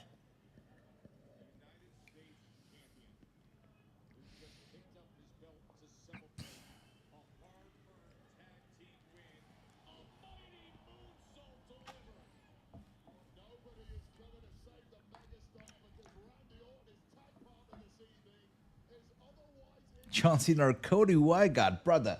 It's Cena. I'm a Cena guy. I grew up with Cena. And definitely, it's got to be John Cena for me any time of the day. What about you? Who do you think is going to win the match? Or who do you support? True says basically, it seems like they're done with the Andre the Giant Memorial Battle Royal, as they should. That match meant nothing. And I don't know if it was tarnishing the name of Andre the Giant, but really that Battle Royal itself was just a joke. And they could have at least kept it for It was still okay when it was a part of the WrestleMania kickoff. But then they realize that, hey, this match is too bad even for a kickoff show. So let's move it to SmackDown and call it WrestleMania SmackDown. That was the end of it. Like, you don't do that to a match of that standards. Moving it to SmackDown was the worst idea. It was more unimportant than it could ever have been. And yeah, that was the end of it.